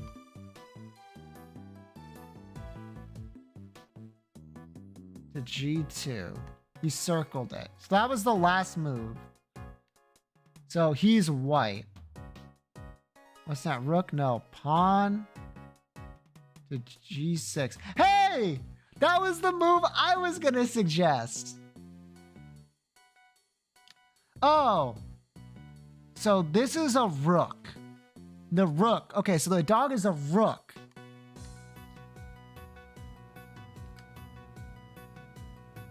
Wouldn't...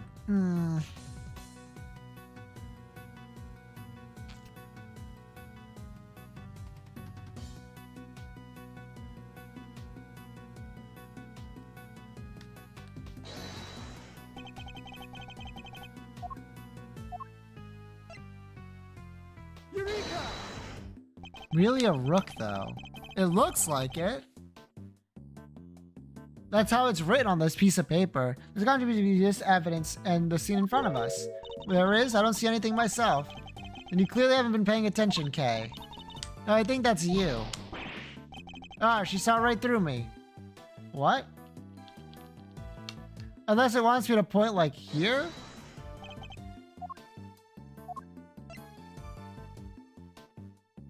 Eureka!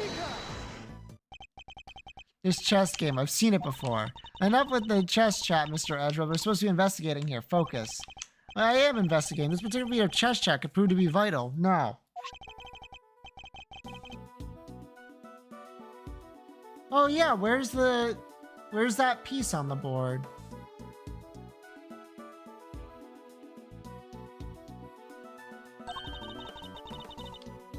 The chest that we saw, Mr. His cell.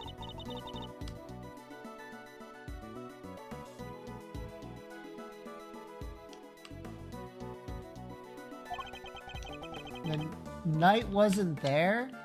Rules of the game are not important here. What important are the positions of the pieces. Compare the ones in Mr. Candace's cell with these. Do you not notice anything? Ah, I don't know which piece is which or anything, but if you turn the diagram like this, there are pieces in the same squares. Okay, so that's the king, not a knight. So it's literally just not on the board. Apart from that, however, the position of the pieces are identical. And what does that tell us? Oh, I have my correspondence. Unlike as it seemed, Mr. Candace's chess opponent was Mr. Knight? This could just be the proof we need to show that Mr. Candace had a connection to the victim.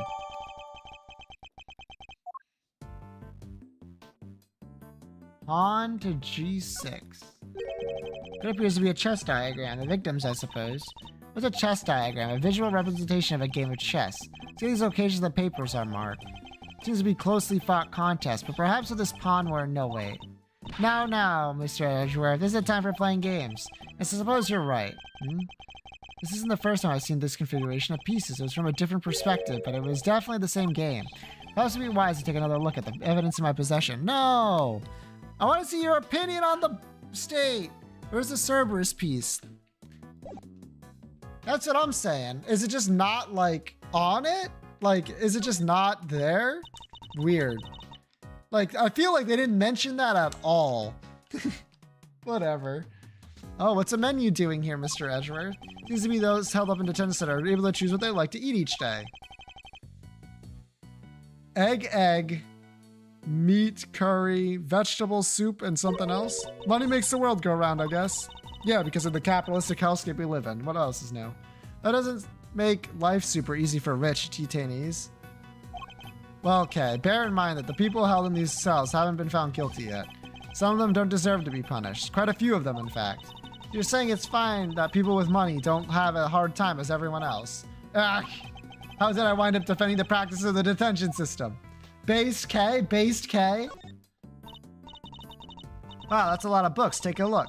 You'll laugh tomorrow, an anthology. Understanding animal emotions. Life as a pet stylist. Maybe there's more to Mr. Knight than meets the eye. Sadly, I don't think these were his. They were likely specially to selectively placed here for the detainees, with the hopes that they would want to better themselves during their time here. Second chance at life. Interviews with a former prisoner. These works appear to have been written by current model prisoners and their former inmates. Oh, I like this book. 200 Days to Freedom, an escape story. Making money while serving time.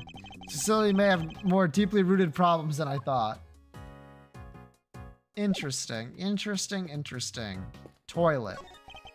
The bowel is nice and spotless. There are no signs that the toilet paper has been used. Everything seems to be in order with this toilet here. What? Are you serious? Why? What's wrong? There's no door. There's not even a curtain. Whoever designed this place should have thought a little more about the people who live here.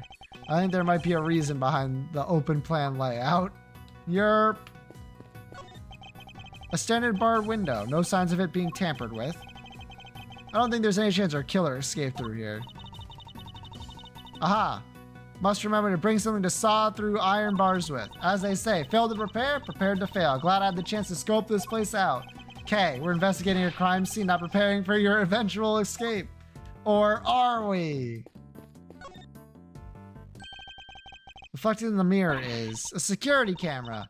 A great thief's greatest enemy. Nothing about this place is very thief-friendly, if I'm being honest. I think that might be entirely deliberate, Kay. Guard.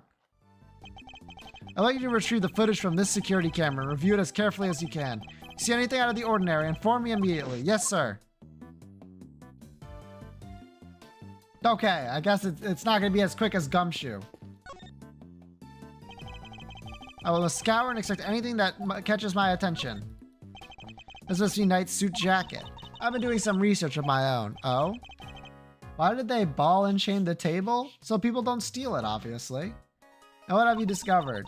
I've discovered that guys who look good in suits tend to be popular with the ladies. Yeah, I mean, I guess that's kind of true. But don't worry. Guys with frilly neck ruffles are next on my research list. Please stop. I would have thought the iron bars in the cell would prevent it. That's where you're wrong. Hey, look, the newspaper's got a chunk out of it missing. You're right. A few of its pages have been roughly torn out. But why? Maybe Mr. Knight wanted to clean his cell, but didn't have a cleaning cloth. It's not a great and plausible theory, I suppose, but why would you try to clean their cell? Pillow? This bed doesn't look very comfortable. That pillow cover is very clean, spotless, in fact. Chop off the table at the ball and chain and steal it. I feel like that's a lot of work. I bet this is the kind of bed Gummy sleeps in. I can just picture it. Fuck, you're kinda right. No, I sense he's more of a mattress on the floor type. What the fuck, Edgeworth? You don't even think he can, like, have a basic aluminum frame? Come on, man. What the fuck? Take a look at it. The table is not, like, nailed down. The chair isn't, like, kept here by any measure. These are nailed down. The bed isn't nailed down. What is going on with this room? What do we got? Torn newspaper. Oh, okay, cool. Oh, there's still something here. Oh, I guess like...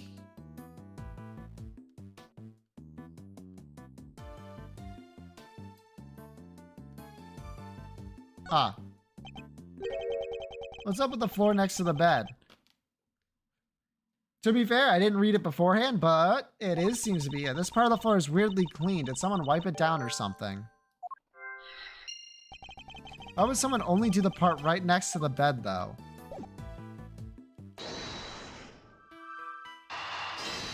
Oh boy, I wonder what it is. Dumbass.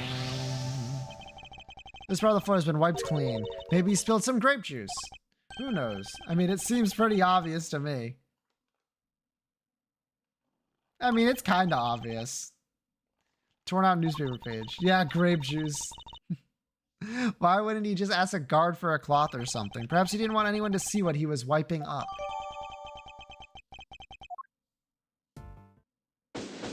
Investigation complete. Really? I feel like we didn't fucking learn anything. I exhausted this cell. We made significant progress by establishing a connection between Mr. Candace and the victim. This is bad, sir. Is that the guard? The security camera footage, sir. I watched it and what is it? Can you show it to us? Yes, sir. I have a small playback monitor with me. Then what are you waiting for? Let's see it.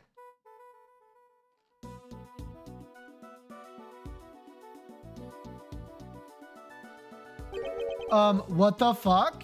How has this not been a more...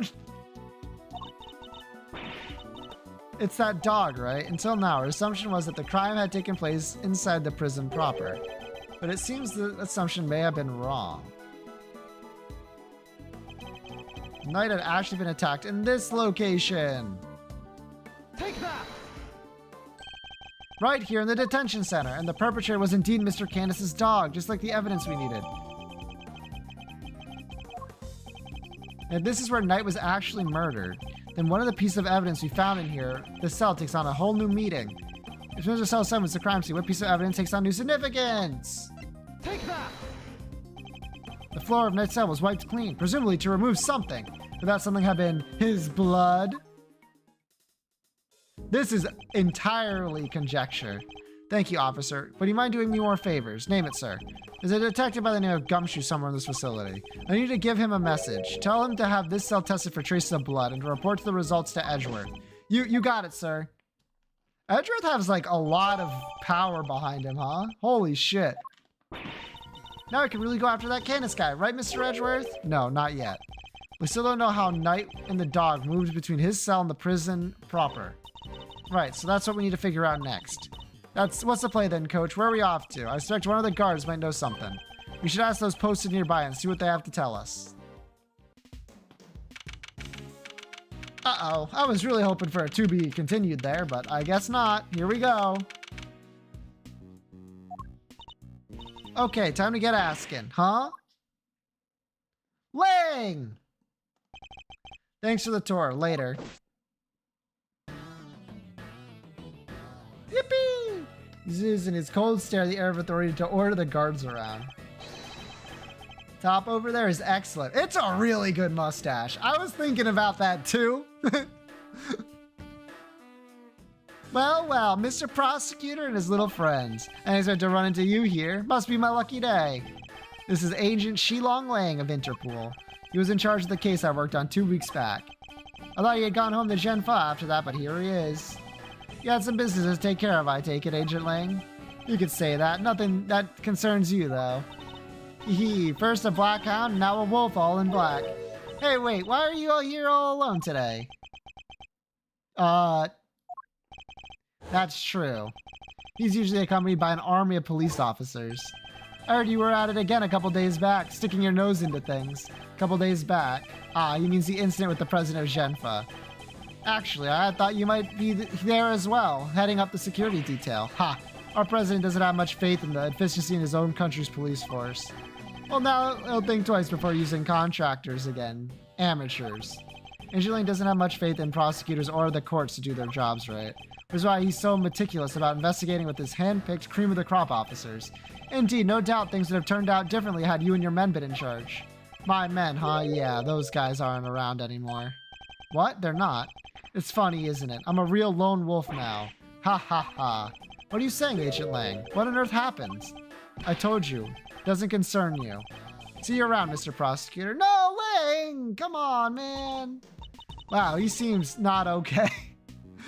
Kate really hits it where it hurts, huh? Yes. I would very much like to know why, but there's nothing we can do about it right now.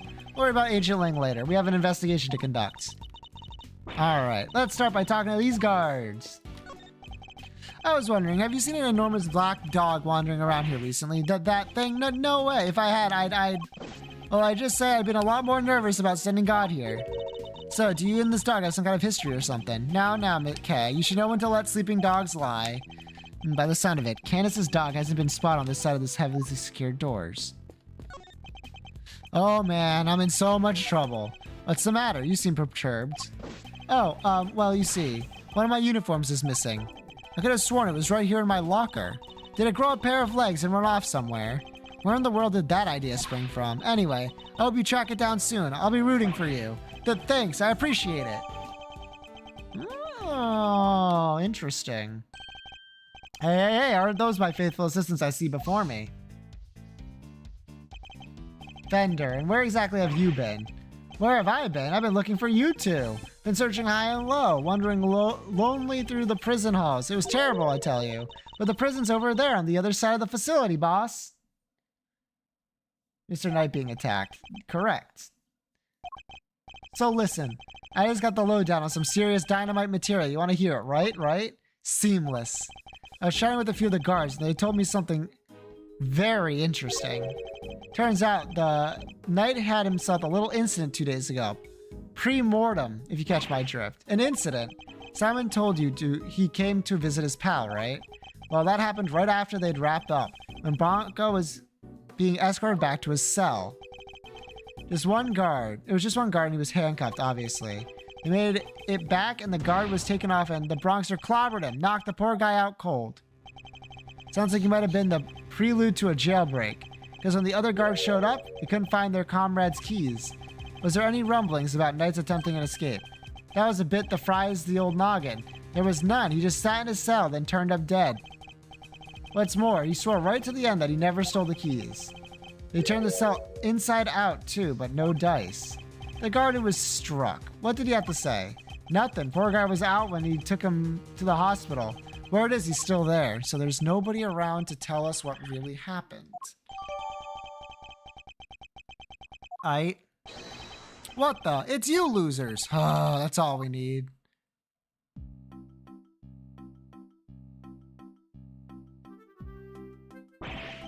Why are you still hanging around here like a bad smell? Hey there, little buddy. Listen, Miles here is working with me now as an associate. Nonsense. You're all just here to cause trouble and turn my investigation to a fart. Eustace means farce, of course. A slip of the tongue. Seems there's a reasonably apt choice of words to me. Judge Gavel, great to see you again. I know who you are. You are Simon Saint's attorney. Guilty as charged. Now we have broken eyes. How to friendly... Or not, I'm totally cool either way. Now, did I hear you correctly that Mr. Edgeworth has joined the defense team? Yep, and me too. We're official employees of Edgeworth & Co. The prosecutor's a public servant. You would draw your sword on the goddess to work for personal gain. It's not a problem if I'm not getting paid though, correct? Exactly, what you said. Miles here is just a volunteer. We're all about the pro bono stuff over at Edgeworth & Co. How wonderful. So you all work without reward. The goddess would surely approve. Yeah, I'm just a regular philanthropist. Judge Gravel, I was hoping to ask you the grounds for Simon Saint's arrest. That information is on a need. Is that a challenge, I hear? No, I was just asking Judge Gavel. I'm always ready for a verbal combat, to show you what it takes to be a real winner. How is verbal combat if you won't let me speak? Still, this could prove useful. Fine, we'll do as you suggest. Now, if you could begin by telling why Mr. Saint was arrested. There'll be no need for that. Eustace, we should... Ha! Ha! Ha! Now, not now, Gavel. Watch and wonder. As I put this pathetic prosecutor in his place, he's going to run rings around me. I think you meant to say you would be the one running rings around me. And I will, so badly that your ears will be ringing. Prepare to be humbled, Edgeworth. You want to know why I arrested that man? It's simple. I found evidence of him all over that thing. How's that for some winningly inconclusive proof? Me when I'm trying to, I know a word, but I can't remember how to pronounce it, so I just use another saying that means the same thing. Yeah, I get it. And who saw the truth first? Why, me, of course. Winner by name, winner by nature. Where do I even begin? Look at you, utterly lost for words in the face of such mastery. I'll take your silence as yet another win. This guy is not me. Honestly, does he ever shut up? You said that you were the one who arrested Mr. Saint, but do you actually have the authority to do so, Mr. Winner? Well, obviously it was the police who actually arrested him. But I told them to do it, so I think I can claim the credit, don't you? Of course that's what he meant. This is clearly going to take a while. A shame, really. Given that I'm not much more interested in what Judge Gavel is soundly thinking over there. Rebuttal. You want to know why I arrested that man? It is simple. I found evidence. Evidence all over that thing. Evidence of him was all over that thing. Could you be a little more specific, Mr. Winner? Do I really have to spell it out for you, Edgeworth? I'd hope you could put 2 and 2 together. Stop messing around. The onus is on you to provide a comprehensible testimony. Come now, Eustace. I'm sure Mr. Edgeworth and his friends would be very interested to learn how you cracked the case. They certainly look keen to hear about it. Fine, if you insist, I'll fill the gaps. Brace yourselves, because this is going to blow your tiny little minds. I bet you didn't even know, but the victim had, wait for it, a chess set with him. That chess set was covered in the fingerprints of a certain Mr. Simon Saint. Praise be to the goddess of justice for the insight she offers, and congratulations once again, Eustace. You would not object to Eustace's amending his testimony, I trust. No, by all means, please do. We're all right there, all over the victim's chess case. Yeah, but you weren't the one who actually found his prints, were you? Of course not, I'm a prosecutor. I leave the dirty work to forensics. Fingerprints are certainly a problem, but then the chess set was... I have to take another look at the evidence.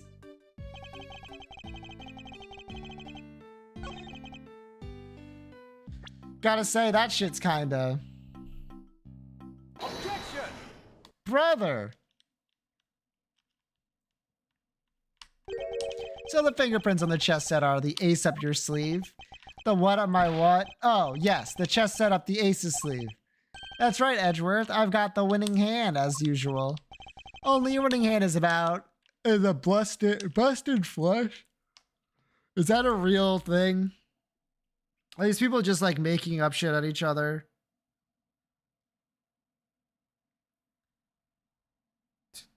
A hand containing 4 cards of the same suit and one of a different suit. So it's just not a flush. Well, you see, it was Simon Saint who brought that chess set to the victim in the first place. Therefore, it was only natural that his fingerprints were all over it. Yeah! That took a while to sink in. In conclusion, those fingerprints aren't proof of anything, and Mr. Saint's arrest was premature. Premature. The incident took place here within the walls of this facility. It's a flush that's busted. It's not a flush! A fucking straight with all different suits is a flush that's busted. The incident took place here within the walls of this facility. And being neither a guard nor a prisoner, it makes very little sense to suspect Mr. Saint. Oh, now what? Hee. I think you might be the premature one here, Edgeworth. And I think you were the one accusing me of being hasty. Did he just work out what that word meant? Sure, I identified Mr. Saint as a suspect faster than pretty much anyone else. And I won the race when it came to picking out the crucial evidence too. I'm quick on the draw, you see. But hasty, not at all. You're right that Mr. Saint isn't a guard or a prisoner here, but he was. Overruled. Eustace. Judge Gavel. But out Gavel. I have him right where I want him. Forgive me, Eustace. But if I may. Well, the particulars of the suspect are indeed fascinating. Don't we have something a little more impressive to share with the prosecutor? Something more impressive. If you wouldn't mind, Mr. Edgeworth, Eustace made an ingenious deduction concerning the murder weapon. Perhaps you would like to hear it. Yes, of course, that. Well remembered, Gavel. Listen to this, Edgeworth, and prepare to be amazed. Like, gamblers are fallacy in a term. There never was a flush to bust. The gambler's like, oh, my flush busted. Yes, exactly. It's like when you spin a roulette wheel, right? And it lands right next to the one you bet on. You're like, man, I was close. There is no such thing as close on a roulette wheel.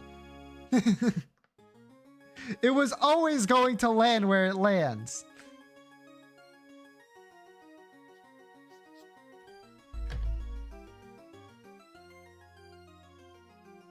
Get it twisted. Next time I got it. The way, like, failure in gambling is so fucked, right? You like roll a dice, right?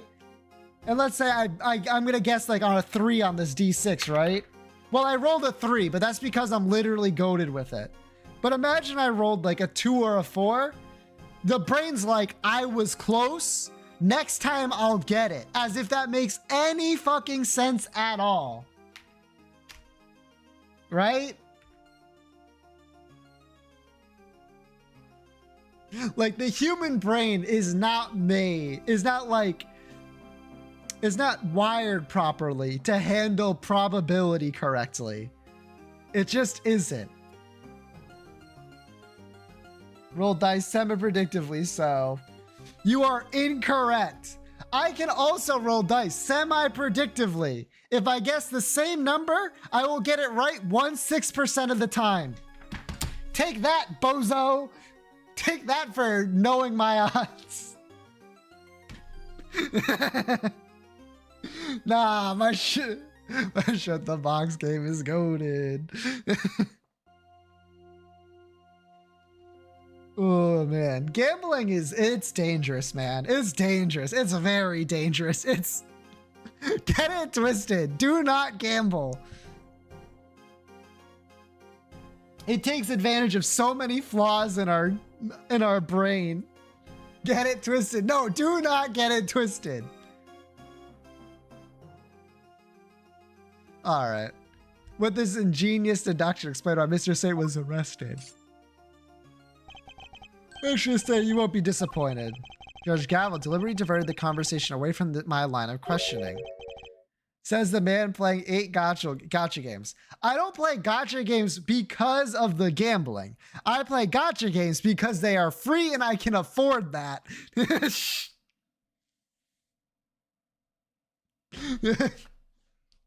Get it? Do get it twisted. I can only really afford games that cost me nothing.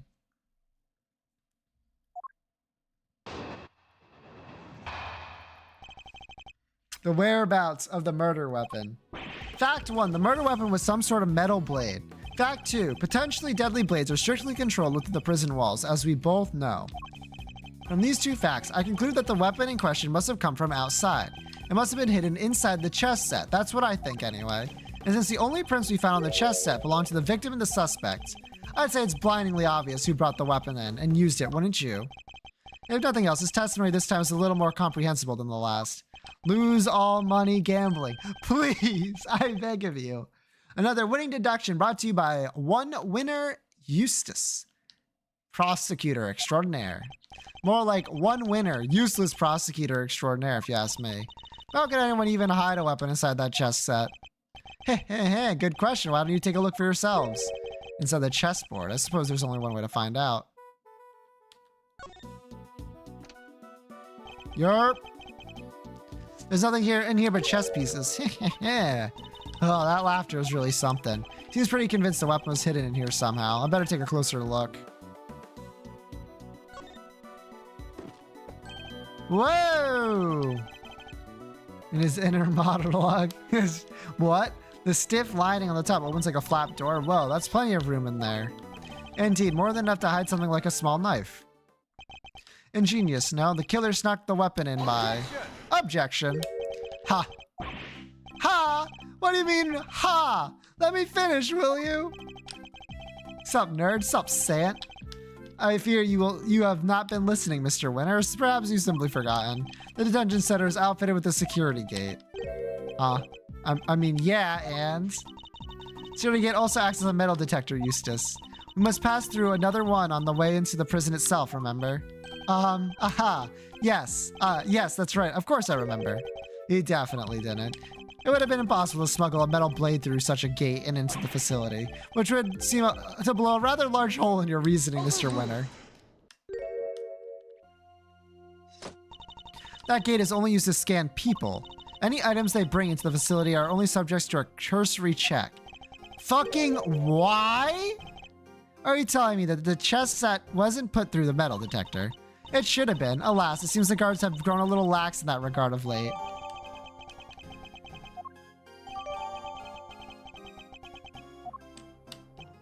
Very good. Thank you, Miss Gavel. It was my pleasure. Now, Mr. Edgeworth, if you would be so kind as to begin your cross-examination. Cross-examination? It's like she's holding a trial. Well, no matter. Let's see how well this ingenious deduction of Mr. Winter holds up, shall we? Fact 1. The murder was some sort of metal blade. Fact 2. Potentially deadly blades are strictly controlled within the prison walls, as we both know. The fact that such objects are strictly controlled doesn't mean they're actually forbidden. Well, no. I mean, some of the prisoners use scissors to cut animals' hair, and that avenue of inquiry was conscientiously pursued, as you no doubt recall, Eustace. Yes, only one bladed object has been cited out by a single prisoner at the time of the incident. That item was tested for traces of blood, but none were found. I suppose he's referring to the scissors Mr.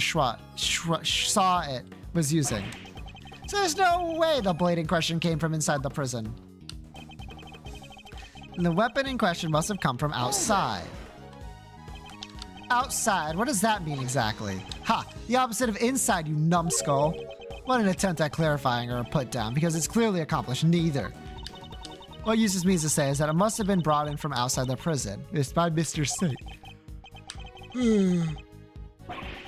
You're an even bigger loser than I thought. The feeling is mutual, believe me.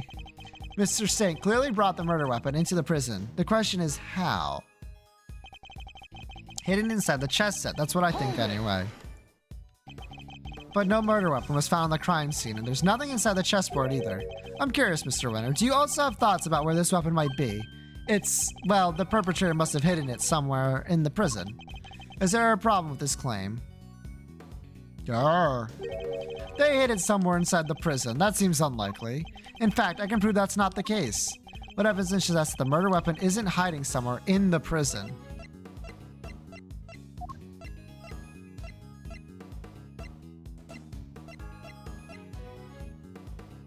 Take that!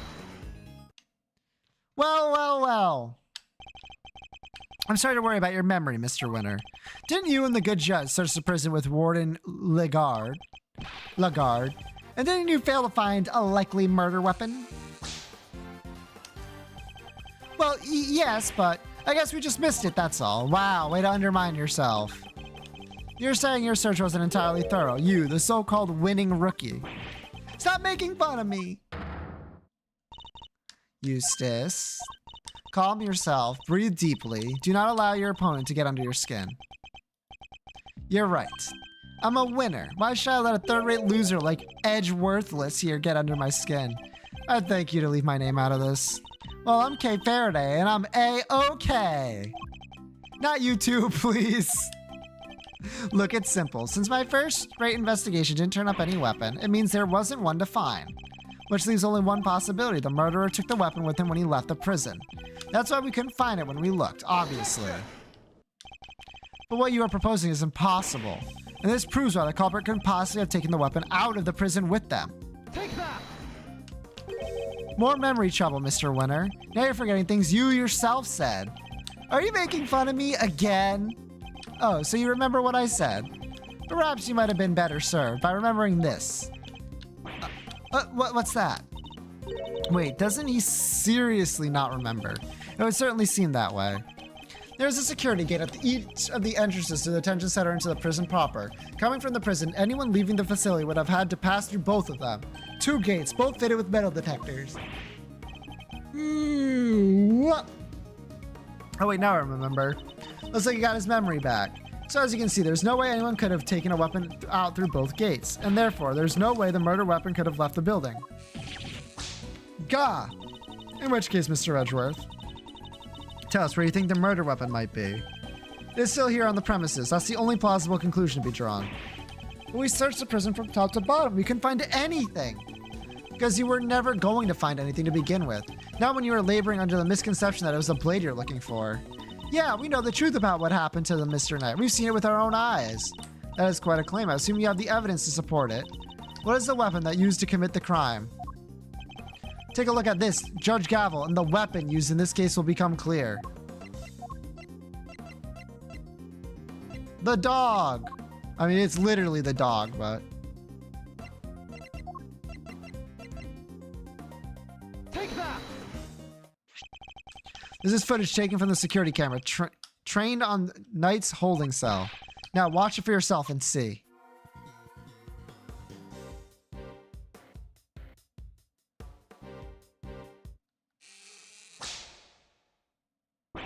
What? But how? This footage captures the moment the victim was attacked by a black dog. More than sufficient proof on how he really died, wouldn't you say? Yes, it's certainly significant. So now we know what Knight was, in fact, killed in his cell by a vicious dog. A dog that moved the victim to the prison workshop post-mortem. We know this thanks to eyewitnesses who saw the dog in the workshop when the body was discovered. Of course, I think we can agree that there's no way the dog could have planned such a crime itself. Indeed, I fear it may have been his handiwork after all. That's quite enough of that, Mr. Edgeworth. Judge Gavel. You're correct that this footage is an important piece of evidence, but it also raises an important new question. A question that I suspect you may have also been asking yourself. She's right. There's one major problem with my version of the events. The black dog, the one that belongs to one of the inmates. How did it move between the holding cells and the prison proper? Oh! How do we answer that one, Mr. Edgeworth? The truth is, I don't know yet. Heh, of course not.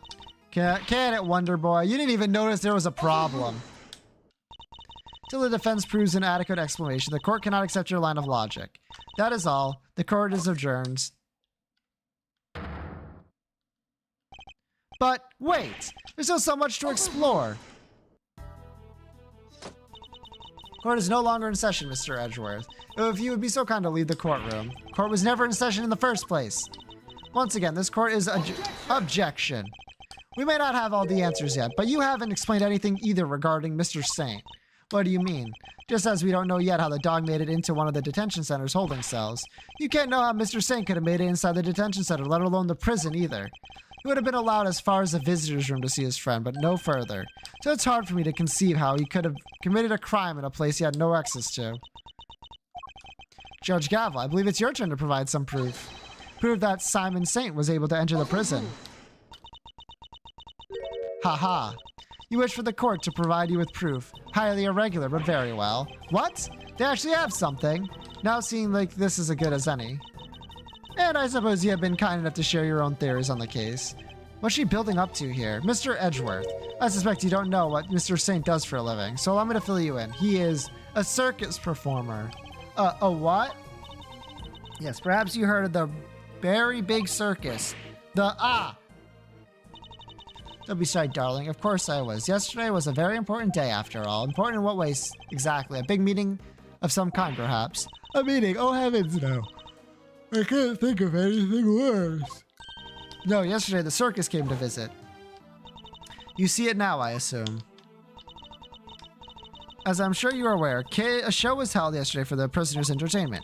A show featuring animal performers, performed by members of Barry's Big Circus. So does that mean Mr. Saint? Yes, Mr. Saint was allowed inside the prison as part of that show. A fact that has been confirmed beyond reasonable doubt. No, she held on to that facet to the last possible moment. She let me run with my own theory, and only afterwards did she use it to reveal the truth. Wait. But out, Gavel. I have him right where I want him. Forgive me, Eustace, but if I may. While the particulars of the subjects are indeed fascinating, then we have something a little more impressive to share with the prosecutor. Notice why she steered him onto a different topic back then. Hee, I got you good, didn't I, you third-rate prosecutor? This has nothing to do with you. Gentlemen, this court is well and truly adjourned. If I may offer a word of advice, Mr. Edgeworth, your conduct as a prosecutor is already in question. You would do well to remember that you were removed from this case for that precise reason. What are you trying to say? that the committee reserves the right to confiscate your badge at any time. Should you wish to retain it, you would do well to avoid crossing paths with us again. Is that a threat? The goddess of justice is compassionate, Mr. Edgeworth, but she is not endlessly forgiving. Oh, and one last thing. You are no defense attorney. Abandon this foolish pretense. Thank you for your concern, but I do not abandon anything. What I start, I finish. Well, do try to remember that the two jobs are not one and the same. A defense attorney is expected to develop something of a bond with their client. Next time, finding out your client's real occupation might be a good place to start. Kirk. Now, I must really be going. May the justice of Goddess watch over you all.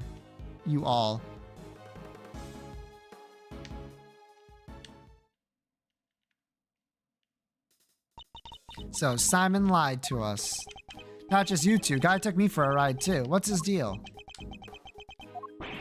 Whoa, whoa, whoa. You're not having second thoughts about this, are you, Mr. Milesy boy? Sure, Judge Gavel is a trough ghost. That doesn't mean you gotta give up at the ghost. The defense never rests, as a wise man once said, and that goes for associates, too. Don't worry, Fender. I have no intention of resting. Nevertheless, what, are you not gonna bring up the point that Mr. Saint couldn't have been at the scene of the murder because he was busy with the show? No? Alright, whatever. Which means we have to start our investigation from square one, I'm afraid. Oh, cool. Great.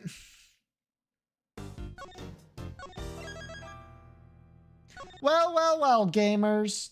11:22, to be continued. I think that you know what that means. We really will be starting this case over from the beginning. Next Saturday, baby.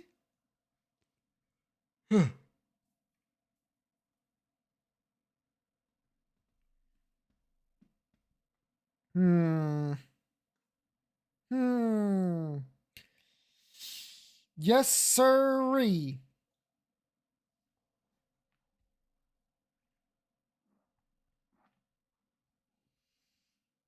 Oh, man.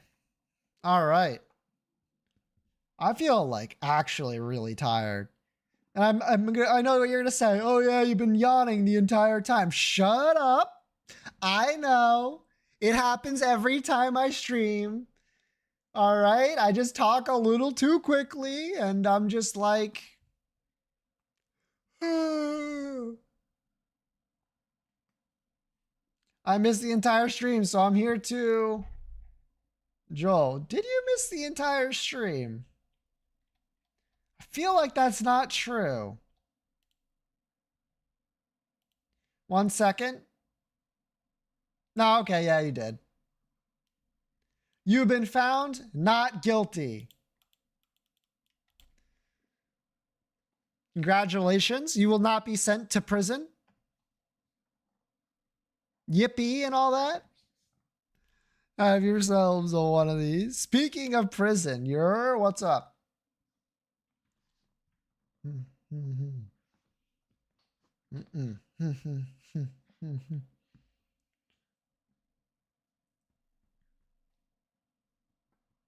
Shame on all of you. True. Shame on everyone. Did not redeem Fumo.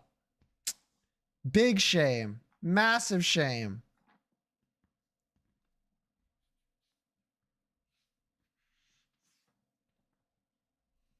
All right. Oh, perfect timing, really.